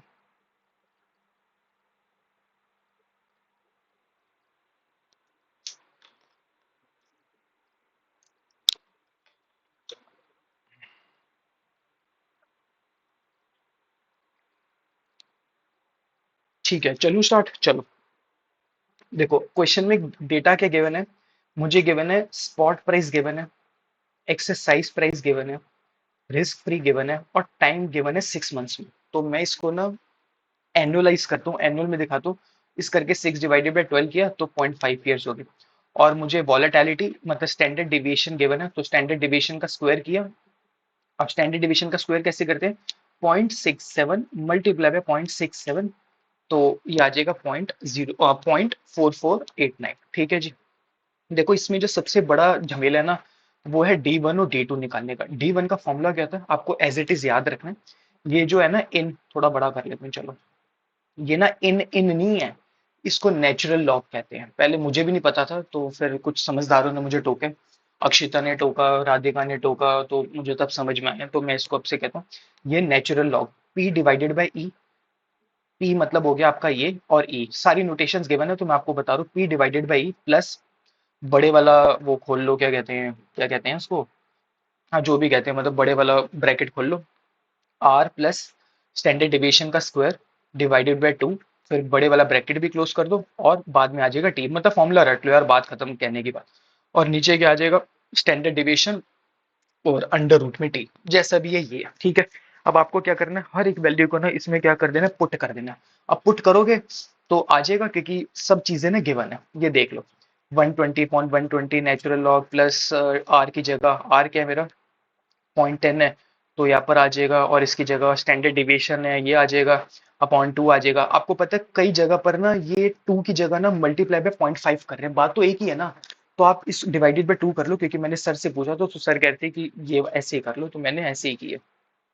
चलो एक सेकंड भाई, वैसे जिंदगी तो हमारी बेरंग हो रखी है, तो सोचा थोड़े कलरफुल चीजें, मतलब कलरफुल पेन ही चला लियो, और क्या, चलो ठीक है, अब क्या ही बोले बार बार। ठीक है, तो अब हमने क्या करना है, ये हमारा सिंप्लीफाई करके आ गया नेचुरल लॉग, मतलब 120 डिवाइडेड बाई 120 1 आ गया। इसको सब काटा पीटी कर लो, ये आ गया, और नीचे काटा पीटी कर कर आके ये आ गया। अब मुझे देखना है कि नेचुरल लॉग 1 का क्या होता है, तो इसके लिए ना मुझे टेबल चाहिए। तो टेबल मैं निकाल लेता हूँ, टेबल टेबल टेबल, ये रहा नेचुरल लॉग, ठीक है। अब देखो मुझे क्या देखना है, मुझे ना एक्स की वैल्यू में देखना है, अरे सॉरी, एक्स की वैल्यू में देखना है, क्या देखना है मुझे एक्स की वैल्यू में, ओहो सॉरी सॉरी, कहाँ गया, एक्स की वैल्यू में देखना है 1। तो देख लेते हैं एक्स की वैल्यू में, 1 1 1 1 1 1 1, नेक्स्ट पेज पे 1 ये आ गया। और 1 की वैल्यू कितनी गिवन है, 0, तो ये तो मौज होगी। अगर ये एग्जैक्ट वैल्यू ना आती तो क्या करते, मैं आपको 2-4 मिनट में पता चल जाएगा कैसे करेंगे, बट अभी के लिए तो फिलहाल मुझे पता चल चुके हैं, तो मैं आपको बता देता हूँ, ठीक है। तो ये क्या आ गया 0, तो मतलब ये वाली टर्म क्या होगी मेरी पूरी 0 हो गई, और इसको डिवाइडेड बाई ये कर दूंगा, तो मेरा आ गया D1 आ गया, बात खत्म होगी। समझ पा रहे हो मेरी बात को क्या है। अब आप में से कहेंगे अगर ये एग्जैक्ट ना आए तो क्या करेंगे, मैं 2 मिनट में आपको बताने वाला हूँ, तो 2 मिनट तो शांति रखो ना भाई। ठीक है, अब D2 कैसे निकालते हैं, D2 का फॉर्मूला ना बड़ा इजी है। D2 का फॉर्मूला आता है D1 minus standard deviation under root में टी। आपको पता है रटने के लिए क्या फायदा है, जो इसके पैरों में आता है ना, जो इसके पैरों में आता है वो इसके सामने आ जाता है, बात खत्म। मतलब D1 माइनस ये कर दोगे पूरी टर्म, तो ये क्या बन जाएगा आपका डी टू। मतलब रटने के लिए बता रहा हूँ, कैसे रटना तो है ही है ना भाई। तो अब ये भी ऐसा हो गया, ये आ गया आपका डी टू, बात खत्म होगी। अब जो तीसरा कलेश है, कलेश नहीं है मतलब स्टेप थ्री है, वो है हमारा एन डी वन निकालना और एन डी टू निकालना। अब देखो एन तो ऐसे कैसे लिख दो, डी वन मुझे पता है वो मैंने ऐसे लिख दिया, और एन लिख के डी टू वो मैंने ऐसे लिख दिया। अब इसके लिए हम कौन सा टेबल यूज करेंगे स्टैंडर्ड डिस्ट्रीब्यूशन टेबल। वो भी कहाँ है, ये रहा, वो स्टैंडर्ड नॉर्मल डिस्ट्रीब्यूशन जो भी है। ठीक है, अब आप देखो इस टेबल को ना यूज कैसे करते हैं। पहले मैं बताऊं क्या करूंगा, पहले मैं देखूंगा। अब आराम से इसको समझना, और अगर नहीं समझ में आया तो ये वाला पार्ट आप रिपीट कर लेना आपको दोबारा, क्योंकि यूट्यूब पे वीडियो जा रही है, तो यूट्यूब पे तो सबसे बढ़िया फायदा होता है स्किप दो, मतलब रिवाइंड कर करके कितनी बार मर्जी देख लो। रीले तो हम इतनी बारी देख लेते हैं, जो काम की चीज होती है ना वो हम कभी देखते नहीं। अब देख लेना भाई, मैं तो यही कह सकता हूँ, वरना फिर बेटर लग नेक्स्ट टाइम। हाँ, देखो, सबसे पहले ना मैंने क्या देखना है, एंड के ये क्या है, मुझे ना ये सर्च करना है, ये वाली चीज। क्या सर्च करनी है, ये वाली चीज, 0.3। तो 0.3 मैं देखूंगा यहाँ पर, यहाँ वाली जगह पर, ठीक है। यहाँ पर मैं देखूंगा ये, अब 0.3 आ गया, ये देख लिया आपने। थोड़ा जूम कर दूं, ओहो सॉरी, एक सेकंड भाई, हो जा। हाँ, ठीक है। हाँ, हाँ ठीक है, ये आ गया 0.3। अब मुझे क्या देखना है, अब मुझे ना वैल्यू यहाँ देखनी है। देखो वैल्यू बताऊँ कैसे देखनी है। अब मुझे देखना है कि इसको हटाऊं, ये तो देख लिया मैंने, ठीक है। तो इसको ना मैं कर देता हूँ ऐसे लाल से, लाल लाल कलर का। इसका काम हो चुका है खत्म, इस डब्बे का काम। अब मुझे देखना है इन दो डिजिट्स को, ग्रीन देखूं।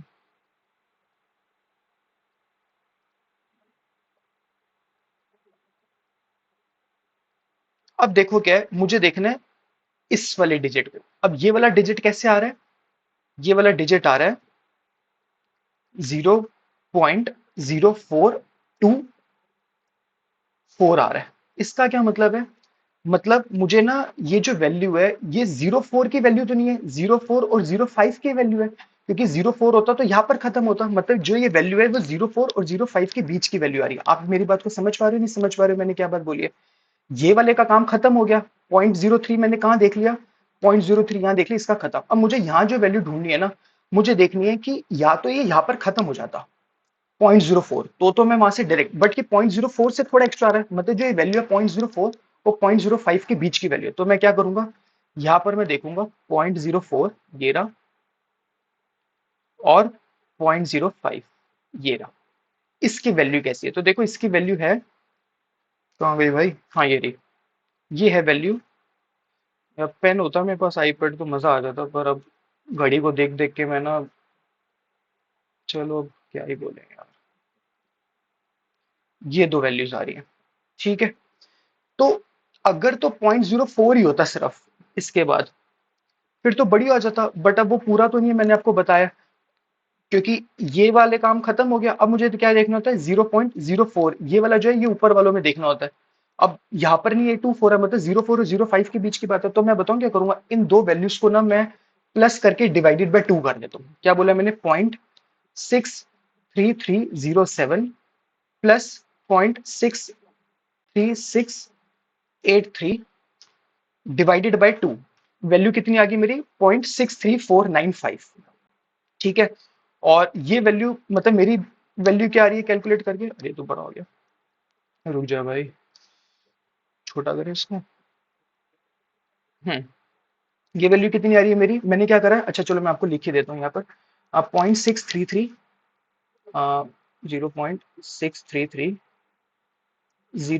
प्लस 0.636 पॉइंट, ओहो, 0.63683 और डिवाइडेड बाय 2। तो ये बताऊं आ कितनी की है वैल्यू, ये आ गई है, अरे बड़ा हो जाएगा, हाँ ये वैल्यू आ रही है मेरी 0.63495।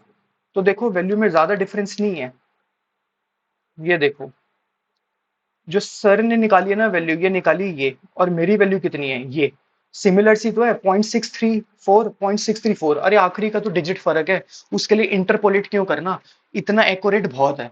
अगर वैसे आपको पता है इंटरपोलेट करना होता तो क्या करते।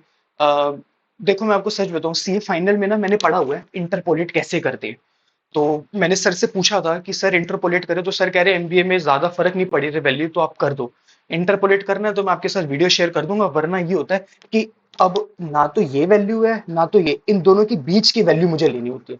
तो इन दोनों की बीच की वैल्यू लेने के लिए ना मैं इंटरपोलेट करता हूँ एग्जैक्ट वैल्यू लेने के लिए। पर मुझे लगता है ये ज्यादा बेटर है, इससे आपका आंसर आ जाएगा ये वाला, मैनुअल वाला जो आप कर रहे हो, ठीक है। और अगर आपके पास साइंटिफिक कैलकुलेटर है, जैसे अक्षता टाइप, आप अंबानी टाइप लोग हो, तो अक्षता तो फिर आप उससे कर लेना, वरना मेरे पास तो नहीं है। अब आज एनडी टू के लिए, एनडी टू के लिए भी मैं आपको एक बार बता देता हूँ लोकेट कैसे करना है। ये है -0.1313। तो फिर से मैं क्या करूंगा, मैं अपना डब्बा खोलूंगा, मतलब मुझे पहले दो डिजिट चाहिए। एक सेकंड, कौन सा, अच्छा चलो ये लाल वाला यूज कर लेते हैं, जिंदगी भी अपनी लाल ही हो रखी है मतलब। चलो ये वाली, ये देखो ये, पहले मैं ये दो वर्ड्स का यूज करूंगा। तो मुझे ना -0.1 ढूंढना है, यहाँ पर, यहाँ पर ढूंढना है। तो ढूंढो, पेज खत्म हो गया पर वैल्यू नहीं मिली। आ, मिल गई, मिल गई, कहाँ मिल गई, माइनस, ये वाली, ये बिल्कुल लास्ट में जाके मिली है, देख रहे हो, -0.01 ये। तो ये मेरा हो गया डब्बा यहाँ पर फिक्स, ठीक है। ये डब्बा मैंने फिक्स कर दिया है। अब मुझे क्या देखना है, एक और चीज देखनी है मुझे। ये हो गया फिक्स। अब मैं देखूंगा इस वाली चीज को,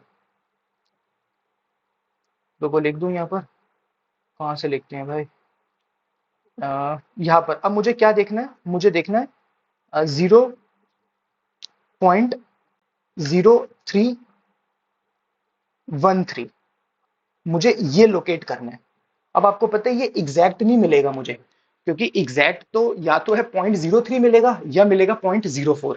तो ये तो 0.03 और 0.04 के बीच की वैल्यू है। तो या तो वही है, आप इंटरपोलेट करो, तो मैंने आपको बताया कि उससे एग्जैक्ट तो आ जाएगा, बट अगर इंटरपोलेशन में कुछ गड़बड़ होगी तो फिर आप क्या करोगे, दो नंबर एक नंबर एक्स्ट्रा लेने के चक्कर में अगर आपने इंटरपोलेशन में गड़बड़ कर दी और आधा घंटा एक्स्ट्रा लगा दिया और बाकी का पूरा पेपर छोड़ दिया, तो फिर समझदारी नहीं है इसमें। तो लास्ट टाइम मैंने बेवकूफी करी थी एक जगह पर इंटरपोलेट करके, तो मुझे ऐसा फील हुआ कि उसके बिना जब 19-20 का फर्क आ रहा है तो आ रहा है, वैसे जो चेक करने वाले हैं ना, उनको भी पता नहीं इतना समझ में आएगा नहीं आएगा ऐसे करके। अब ऐसा ना हो कि वही वाले चेकर मेरी वीडियो देख ले और ड्रामा डाले, पर चलो, सबके लिए इज्जत है। जो भी हमारी टीचर्स हैं, with due respect to them, उनमें से बहुत सारे टीचर्स बहुत ज्यादा अच्छे हैं, जैसे अभिलाषा मैम और डॉक्टर संत सर बहुत ज्यादा अच्छे हैं, ठीक है। तो चलो आगे बढ़ते हैं। ये रहा, ठीक है। तो ये अब मुझे देखना है, अब मुझे क्या देखना है, अब ये जो वैल्यू है, मैंने क्या बोली है, ये जो वैल्यू है मैंने आपको बता दिया ना, 0.01 देखते हैं यहाँ पर, वो मैंने देख लिया।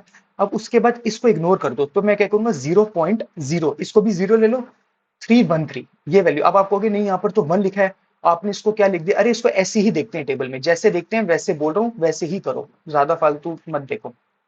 ये जो वैल्यू में देखते हैं 0.0313, तो 0.0 मतलब 03 और 04, तो अब आपको पता है क्या है, एक सेकेंड, ये है मेरा, इसको ना मैं यहाँ ले आता हूँ, ये ओए होए होए, एक सेकेंड, अबे यार चल जा,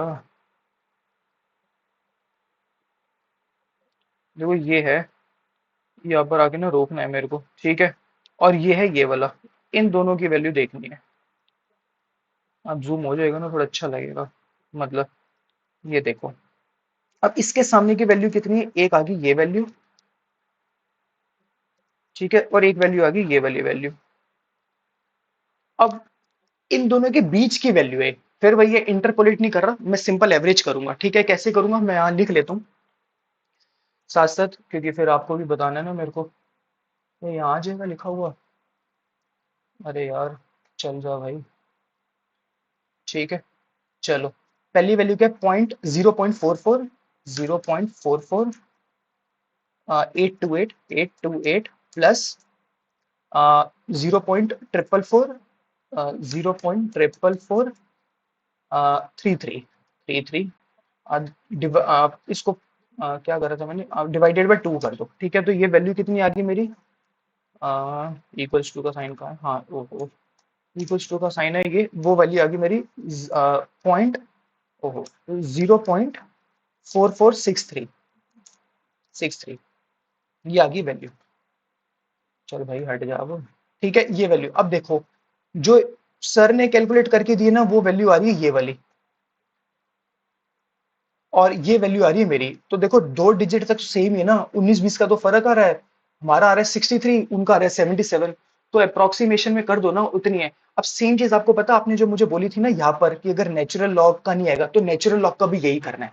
अगर यहाँ पर आती नहीं कोई ऐसी वैल्यू, तो मैं नेचुरल लॉग में भी क्या करूंगा, दोनों का एवरेज ले लूंगा, बात खत्म। मैंने आपको बताया ना 2 मिनट, तो यहाँ पर तो एग्जैक्ट वैल्यू मिल गई, ना मिलती तो यहाँ पर भी एवरेज मारो, बात खत्म करो। तो ये आ गया हमारा आंसर। तो इसके बाद ये तो सर ने कैलसी ओ एक्सेल से करके, इसको आप इग्नोर करो। इसके बाद आ जाओ, ये होता है मेरा मेन फॉर्मूला, ठीक है। अब ये आ गया पी, पी कितना है मेरा, पी था मेरा ये 120, वो लिख दिया मैंने 120।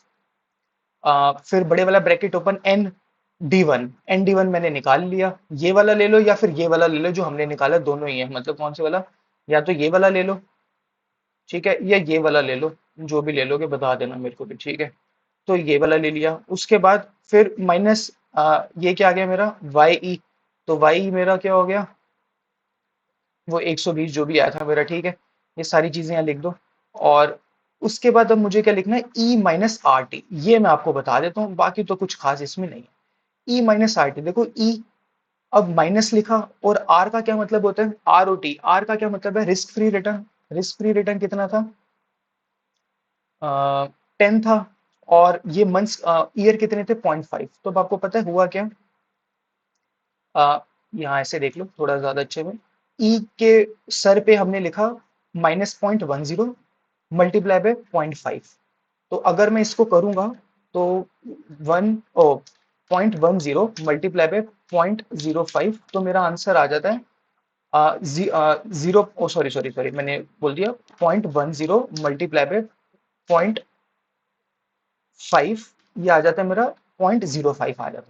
अब ये बला कैसे सॉल्व होगी, अगर ये बला सॉल्व होगी, बाकी सब तो सॉल्व ही सॉल्व है। देखो ये बला नहीं है, मैं पहले भी कह चुका हूँ, ऐसे मत बोला करो, ऐसे वर्ड्स वर्ड्स अच्छा नहीं लगता, तो आगे से मत बोलना। अब ये जो बला कैसे सॉल्व होगी, ई -0.05, इसके लिए मुझे फिर से कौन सा टेबल चाहिए, नेचुरल लॉग का चाहिए। तो नेचुरल लॉग का टेबल आओ, ये रहा टेबल। पहले इसको हटाओ, अपने पुराने पाप जो हमने किए हैं, ये पाप हटाए हमने।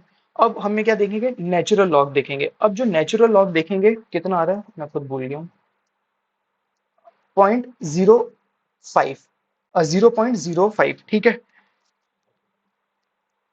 अब मैं ना नेचुरल लॉग में देखूंगा, मुझे ना अभी इस साइन को भी पहले करो इग्नोर, मतलब जो मैं वैल्यू देखूंगा ना, ठीक है। हाँ, अब जो मुझे वैल्यू देखनी है वो देखनी है 0.05 की, क्या देखनी है, 0.05। तो 0.05 कहाँ है मेरा, नेचुरल लॉग के टेबल में, ठीक है, वो है ये रहा डब्बा, ये है। बट मुझे माइनस किस चाहिए ना, ई कौन सा चाहिए, पॉजिटिव चाहिए, माइनस चाहिए, माइनस वाला चाहिए, ठीक है। ये रहा भाई, फिर हटा दें इसको, फिर लगा देते हैं। मुझे किसका चाहिए, ई माइनस वाले का चाहिए, तो इसके सामने जो डंडा आ रहा है, वो डंडा आ रहा है ये वाला। तो ये तो एग्जैक्ट वैल्यू मिल गई, बात खत्म। अगर ये भी एग्जैक्ट वैल्यू ना मिलती, फिर से एवरेज करो भाई, ना करो इंटरपोलेट, ठीक है। वरना एक ही क्वेश्चन में अगर आप 3-3 4-4 बार इंटरपोलेट करोगे ना, तो एक 12 नंबर का क्वेश्चन ही 1 घंटे में खत्म होगा। वो तो फिर होने से ना रहा, बाकी पेपर छूटेगा। या फिर आपके पास हो अक्षिता टाइप, मतलब अंबानी टाइप लोग हो आप, जिसके पास वो साइंटिफिक कैलकुलेटर है, तो भी बहुत अच्छी बात है, बट अपने पास तो नहीं है। तो फिर हमारे पास ये वैल्यू आ जाएगी, वो आगे वैल्यू, मतलब इसमें तो एग्जैक्ट वैल्यू मिल गई है। अगर हमें एग्जैक्ट वैल्यू ना मिलती, तो पहला ऑप्शन है एवरेज करो, सिंपल चीज। नहीं है तो इंटरपोलेट करो, जो आपको ठीक लगे। बट इसमें तो मिल गया 0.95123, तो ये लिख दिया मैंने, ये रहा 0.95123 करके, इन सबको काटा पीटी कर करा के, वोला आंसर आ गया। ठीक है जी, थैंक यू सो मच। मैं तो आगे पढ़ा रहा हूँ अभी, थैंक यू, मतलब ये है कि ये आंसर आ गया। और ये वाला जो हमारा पेपर है वो खत्म हो चुका है, ये क्वेश्चन थ्योरी के हैं, ये आप अपने आप कर लेना, मतलब मैं इसकी ऑडियो भी बना दूंगा, ऐसा नहीं है, बट अभी के लिए फिलहाल है। अब हम करते हैं नेक्स्ट पार्ट, मतलब नेक्स्ट क्वेश्चन पेपर जो है हमारे पास, उसके लिए भी हमारे पास वो है, कहाँ गया, सेकंड पेपर नोट्स, इसको हटा दूं मैं, उसको भी हटा दें।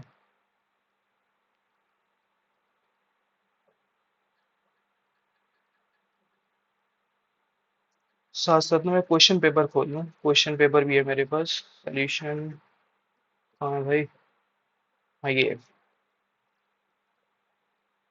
ठीक है, चलो सबसे पहले ना जो क्वेश्चन आया हुआ है, अरे अरे कहाँ गया, हाँ, सबसे पहले ना मॉन्टी कार्लो सिमुलेशन, ये है क्वेश्चन नंबर 6 से, मैं बता दिखा भी देता हूँ, वैसे दिखाने की जरूरत नहीं, विश्वास करो।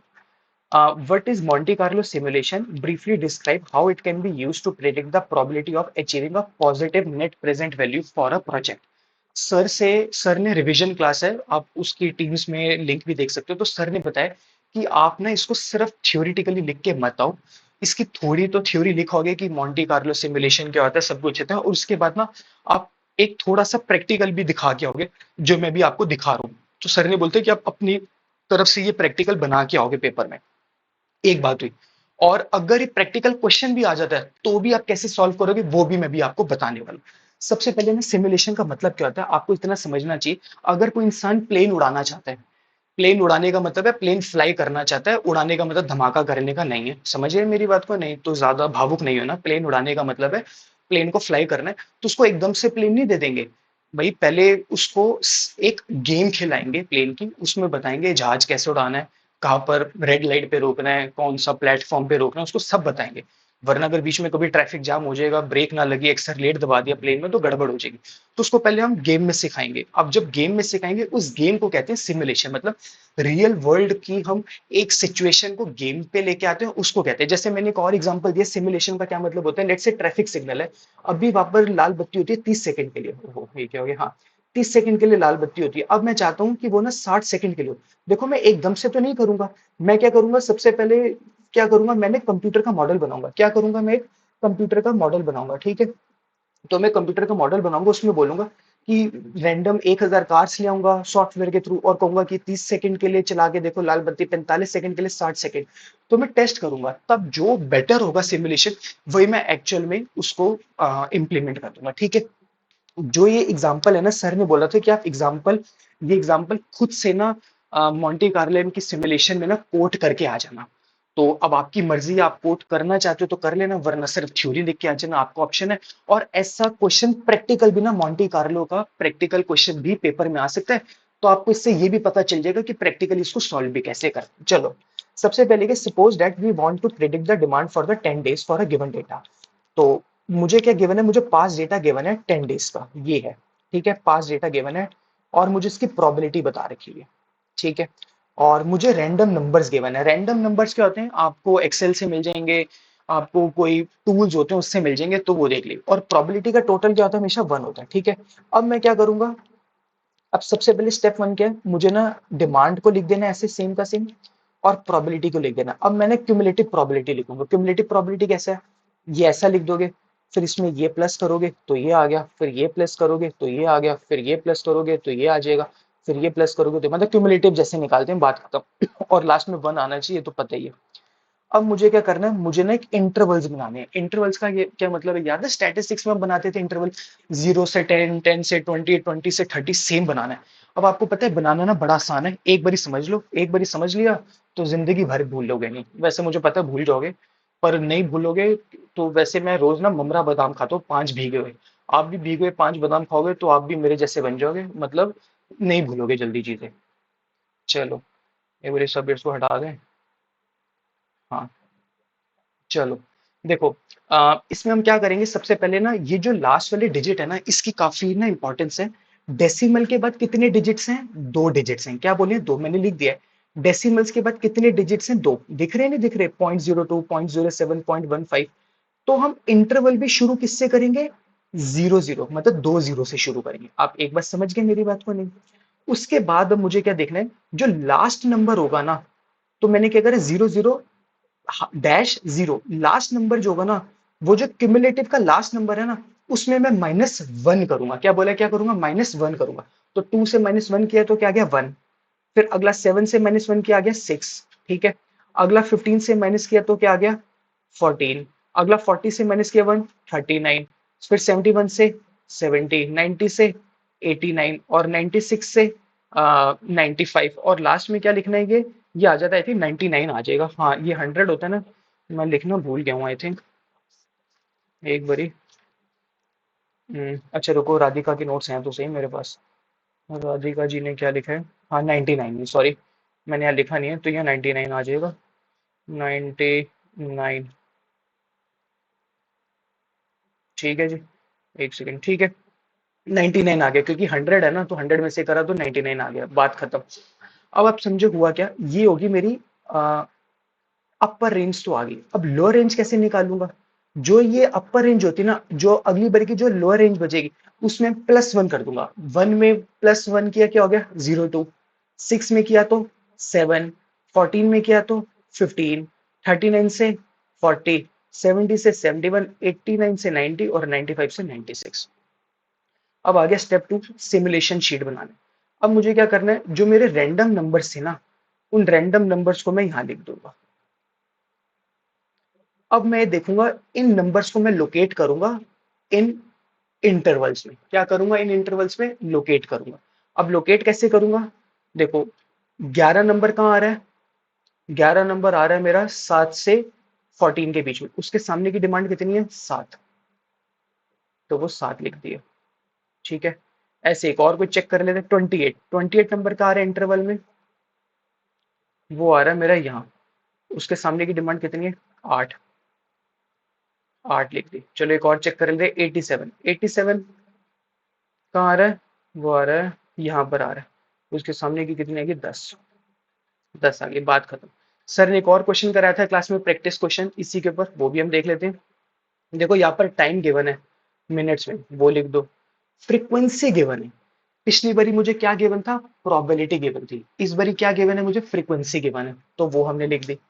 प्रोबेबिलिटी गिवन नहीं है इस क्वेश्चन में, ये मैंने ना खुद निकाल ली है। आपको पता है आप निकाल सकते हो प्रोबेबिलिटी कैसे, फ्रीक्वेंसी का टोटल करो, वो आ रहा है 200। तो 12 डिवाइडेड बाय 200, प्रोबेबिलिटी आ गई। 18 डिवाइडेड बाय 200, ये आ गया। फिर 50 divided by 200, 74 divided by 200, 32 divided by 200 और 14 डिवाइडेड बाय 200। प्रोबेबिलिटी, और प्रोबेबिलिटी का टोटल क्या होता है, 1। सेम अब क्यूमुलेटिव प्रोबेबिलिटी निकालेंगे, सेम पहले वाला लिखो, फिर उसमें ये प्लस करो, फिर ये, फिर ये, फिर ये, फिर ये, फिर ये, फिर ये, फिर ये, फिर ये, फिर ये, ठीक है। सो हम हटा भी दें साथ साथ। ठीक है, ये हो गया। अब रैंडम इंटरवल्स निकालने हैं, तो इंटरवल आपको बता चुका हूं, मैं दोबारा रिपीट नहीं कर रहा, आप पीछे से देख लेना और आपके पास सामने सोल्यूशन, आपको पता चल जाएगा क्या करना है। और हमें ना रैंडम नंबर्स भी गिवन है, सर ने हमें मतलब लिखवा दिए थे, तो ये रैंडम नंबर्स गिवन है, तो ये लिख देंगे। अब देखो सिमुलेशन शीट बनाने में प्रॉब्लम क्या आई, नहीं अच्छा हाँ ठीक है, एक सेकेंड। ठीक है, तो अब हमने क्या करना है, ठीक है ये तो हो गया। अब सिमुलेशन शीट बनानी है, वो भी मैं दोबारा नहीं बता रहा, रैंडम नंबर लिख दिए। अब 58 किस में आएगा, 58 आएगा आपका, इसमें आएगा, उसके सामने आ गया 9। तो 9, अब ये खुद एक बार देख लेना, ये तो वही चीज है जो मैंने रिपीट की, मैं दोबारा रिपीट नहीं कर रहा। अब आगे इसका सेकंड पार्ट क्वेश्चन का, वो बता रहा था कैश फ्लो का इंपैक्ट, याद है आपने क्वेश्चन पढ़ा था, तो मैं आपको बता देता हूँ कैसे इसका करना है। सर नहीं बताया था कि आपको ऐसे ही आंसर करना है, sorry. I am really sorry कि आपको अगर लग रहा हो कि मेरी वॉइस थोड़ा अनक्लियर है, रात के ना 2 बज रहे हैं, मतलब सुबह के 2। तो मेरे पास आज पूरा दिन टाइम नहीं मिल पाया, तो मैं बना नहीं पाया, और थोड़ी मेरी खुद की भी तबीयत ठीक नहीं चल रही है आजकल, बहुत ज़्यादा लोड हो रखा है मेरे पास। तो आई होप आप थोड़ा सा बियर करोगे मेरी इन चीज़ों को, और थोड़ा नज़रअंदाज करोगे अगर मेरी वॉइस आगे पीछे है, तो प्लीज़ इस चीज़ के लिए करना, ठीक है। तो एनपीवी का फॉर्मूला क्या होता है, cash inflow minus cash outflow, ठीक है। तो हमने लेट क्या करा, इन्वेस्टमेंट करा, 50,000 इन्वेस्ट किया, ओ इन्वेस्टमेंट का 50,000 लिया, टाइम पीरियड है 1 साल का, और हमारे कैश फ्लोस कितने, 40,000, 50,000 और 60,000 है, ठीक है। तो हमने ये ले लिया हमारा, कहाँ गया, हाँ सॉरी। ठीक है, तो अब हम क्या करेंगे, और प्रोबेबिलिटीज गिवन थी हमें, 0.2 0.5 एक क्वेश्चन में गिवन थी और रैंडम नंबर्स भी गिवन थे।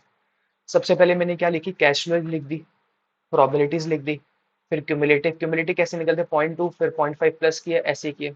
अब रैंडम नंबर टेबल कैसे निकालते हैं, मैं एक बार आपको बता रहा हूँ, डेसिमल के बाद कितने डिजिट्स हैं, एक ही, तो यहाँ पर सिर्फ एक जीरो आया।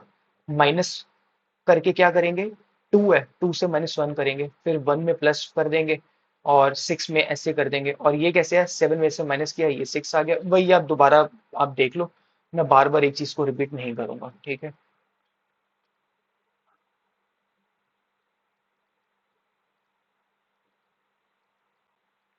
ठीक है, अब देखो प्रॉब्लम क्या आई।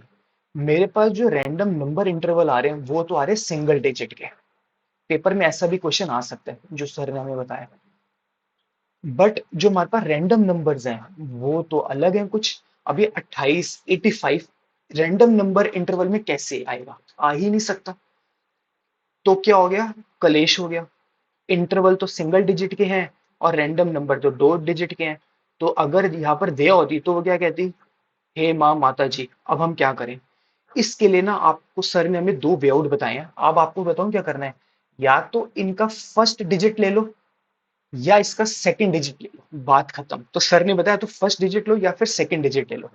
तो अब हम क्या करेंगे, हमने क्या करा, रैंडम नंबर्स में क्या लिया, 28147, टू किसका लिया, इसका लिया, एट किसका लिया, इसका, वन, फोर और सेवन। या तो फर्स्ट डिजिट ले लो या सेकंड डिजिट ले लो। सर ने बोले चल जाते क्योंकि रैंडम नंबर्स ही तो ले रहे हैं। प्रॉब्लम थोड़ी ना बात कहोगे नहीं 28 का दो कैसे ले लोगे, उसका क्या कहते हैं 85 का एट कैसे, अरे तो रैंडम नंबर ही तो लेना है भाई। लेट्स से मैं आपके सामने 5 चॉकलेट रखता हूँ और मैं आपको कहता हूँ इसमें से एक रैंडमली उठा लो, तो अब भी तो उठा ही रहे हो ना एक, पांच थोड़ा ना उठाने को कह रहा हूँ। सेम चीज है, मैंने आपको बोला एक 28 नंबर पड़ा उसमें से एक नंबर उठा लो, आपने दो उठा लिया, तो ऐसा कर सकते हैं, ठीक है। तो ये रैंडम नंबर उठा लिए मैंने। अब कैश फ्लोस कैसे आएगा, रैंडम नंबर क्या है, दो, तो इंटरवल में कहाँ आ रहा है, दो, यहां पर आ रहा है। और इसमें इसके सामने का कैश फ्लो कितना है, 50,000, वो मैंने लिख दिया 50,000। एक और का देख लेते हैं, जैसे फोर किसके अंदर, नहीं ये फोर तो भैया एट का देख, सेवन का देख लेते हैं। सेवन का कैसे है, सेवन आ रहा है 7 से 9 के बीच में और इसके सामने कैश फ्लो कितना है, 60। तो ऐसे करके सबका आप लिख देना। प्रेजेंट वैल्यू फैक्टर 10%, और सबका सेम के लिए क्योंकि सारी चीज ना एक साल के अंदर अंदर रिडीम होगी, तो फिर 0.09 ही आएगा ना, क्योंकि विद इन 1 ईयर हो रहा है, तो सबका सेम आ गया। फिर मैंने क्या करा, इसको मल्टीप्लाई इससे किया तो मेरा ये आ गया सेम, सबका ऐसे मल्टीप्लाई करोगे ये आ जाएगा, और ऐसे ऐसे करोगे ऐसे ऐसे सब ये आ जाएगा, ठीक है। अब मैंने क्या करा, मेरा फॉर्मूला क्या होता है, इनफ्लो माइनस आउटफ्लो, ये होता है ना फॉर्मूला, लिखा तो था भाई। हाँ, कैश इनफ्लो माइनस आउटफ्लो। तो कैश इनफ्लो माइनस आउटफ्लो करोगे तो ये नेगेटिव फिगर आ गई, ये पॉजिटिव आ गई, ये नेगेटिव क्यों, 50,000 माइनस 45,000 करोगे तो नेगेटिव फिगर ही आएगी ना। और अगर 50,000 माइनस 54,000 करोगे तो पॉजिटिव फिगर आ जाएगी, बात खत्म, यही लिखना था हमने, ठीक है। अब आज अगला अगला क्वेश्चन कौन सा, ऑल्ट जेड स्क्वायर वाला। ये भी ना क्वेश्चन पेपर में आया तो था, कहाँ आया था ये मेरे को ढूंढना, हाँ ये लो भाई मिल गया, 12.5 नंबर में आया है। What is the Altman Z-square model and how is it used to predict the likelihood of business failure? Explain the components of Z-square and how is it calculated? तो सर ने बताया था जो थ्योरी वाला part है वो तो आप खुद से भी कर सकते हो, मतलब आप चैट जीपीटी कर लेना या फिर बुक में से देख लेना, नहीं तो कहोगे तो मैं आपको ऑडियो नोट भी बना के भेज दूंगा एक मस्त मसालेदार एग्जाम्पल के साथ। बट सर ने जो समझाना था वो मैं आपको समझा देता हूँ। देखो सर ने क्या बोला, जो ऑल्ट जी स्क्वायर होता है ना, ये एक फॉर्मूला होता है, ये 5 फाइनेंशियल रेशियोज को ना यूज करता है, जैसे बैलेंस शीट हो गया या फिर पीएनएल हो गया, और फिर एक फाइनल स्कोर देता है जिससे पता चलता है कंपनी की फाइनेंशियल हेल्थ कैसी है, क्या कंपनी रिस्क में है या नहीं है, और क्या कंपनी के भांडे टिंडे मतलब बैंक करप्ट हो सकता है या नहीं हो सकता। और जो जेड स्क्वायर है ना, वो जितना लोअर आएगा जितना कम आएगा उसका मतलब हाई प्रोबेबिलिटी चांसेस हैं कि वो इंसॉल्वेंसी हो जाएगी, ठीक है। तो जेड, इसकी जो फॉर्मूला होता है, इसकी जो टर्म होती है वो ये वाली टर्म होती है, 1.2x1 plus 1.4x2, 3.3x3 plus 0.06x4 और प्लस 1.x5। तो सर ने बताया था कि जैसे मैन्युफैक्चरिंग कंपनी के लिए होती है, अगर कोई रिटेल के लिए लगाएगा कोई दूसरे के लिए लगाएगा तो फॉर्मूला में थोड़ा बहुत चेंज हो जाता है, ठीक है। तो x1 का मतलब हो गया एक वर्किंग कैपिटल ले ली, x2 की हमने ये वाली रेशियो ले ली, x3 ये ले ली, x4 ये ले ली और x5 ये ले ली। तो इनकी जो भी वैल्यूज आएंगी वो हम इसमें क्या कर देंगे, पुट कर देंगे और देखेंगे लास्ट में जो z की वैल्यू है वो कितनी आ रही है। तो अगर इसके ऊपर कोई प्रैक्टिकल क्वेश्चन आता है तो आप ये फॉर्मूला याद करके रखो। और रेशियोज आपको गिवन होगी 5, ये भी रेशियोज हो सकते हैं, कोई और भी रेशियो हो सकते हैं। तो उन रेशियो के आंसर निकालो, इसमें लिखो, और जो जेड का स्क्वायर आएगा, जेड का स्कोर आएगा, वो आपको देखना है। अगर तो वो 2.99 से ज्यादा है तो सेफर जोन है, अगर 1.8 से ज्यादा है और 2.99 से कम है तो मॉडरेट है, और अगर 1.81 से भी कम है तो वो हाई रिस्की हो चुका हुआ। ठीक है, ये आ गया क्वेश्चन नंबर 6 का बी पार्ट। पहले पढ़ ले क्वेश्चन नंबर 6 है कहाँ, ये रहा। एक बार क्वेश्चन पढ़ लो, मैं आपको ना डायरेक्ट क्वेश्चन ही करा दूंगा क्योंकि मेरा गलत सच में ना जवाब दे दिया भाई। चलो एक बार क्वेश्चन पढ़ लो यार जल्दी से।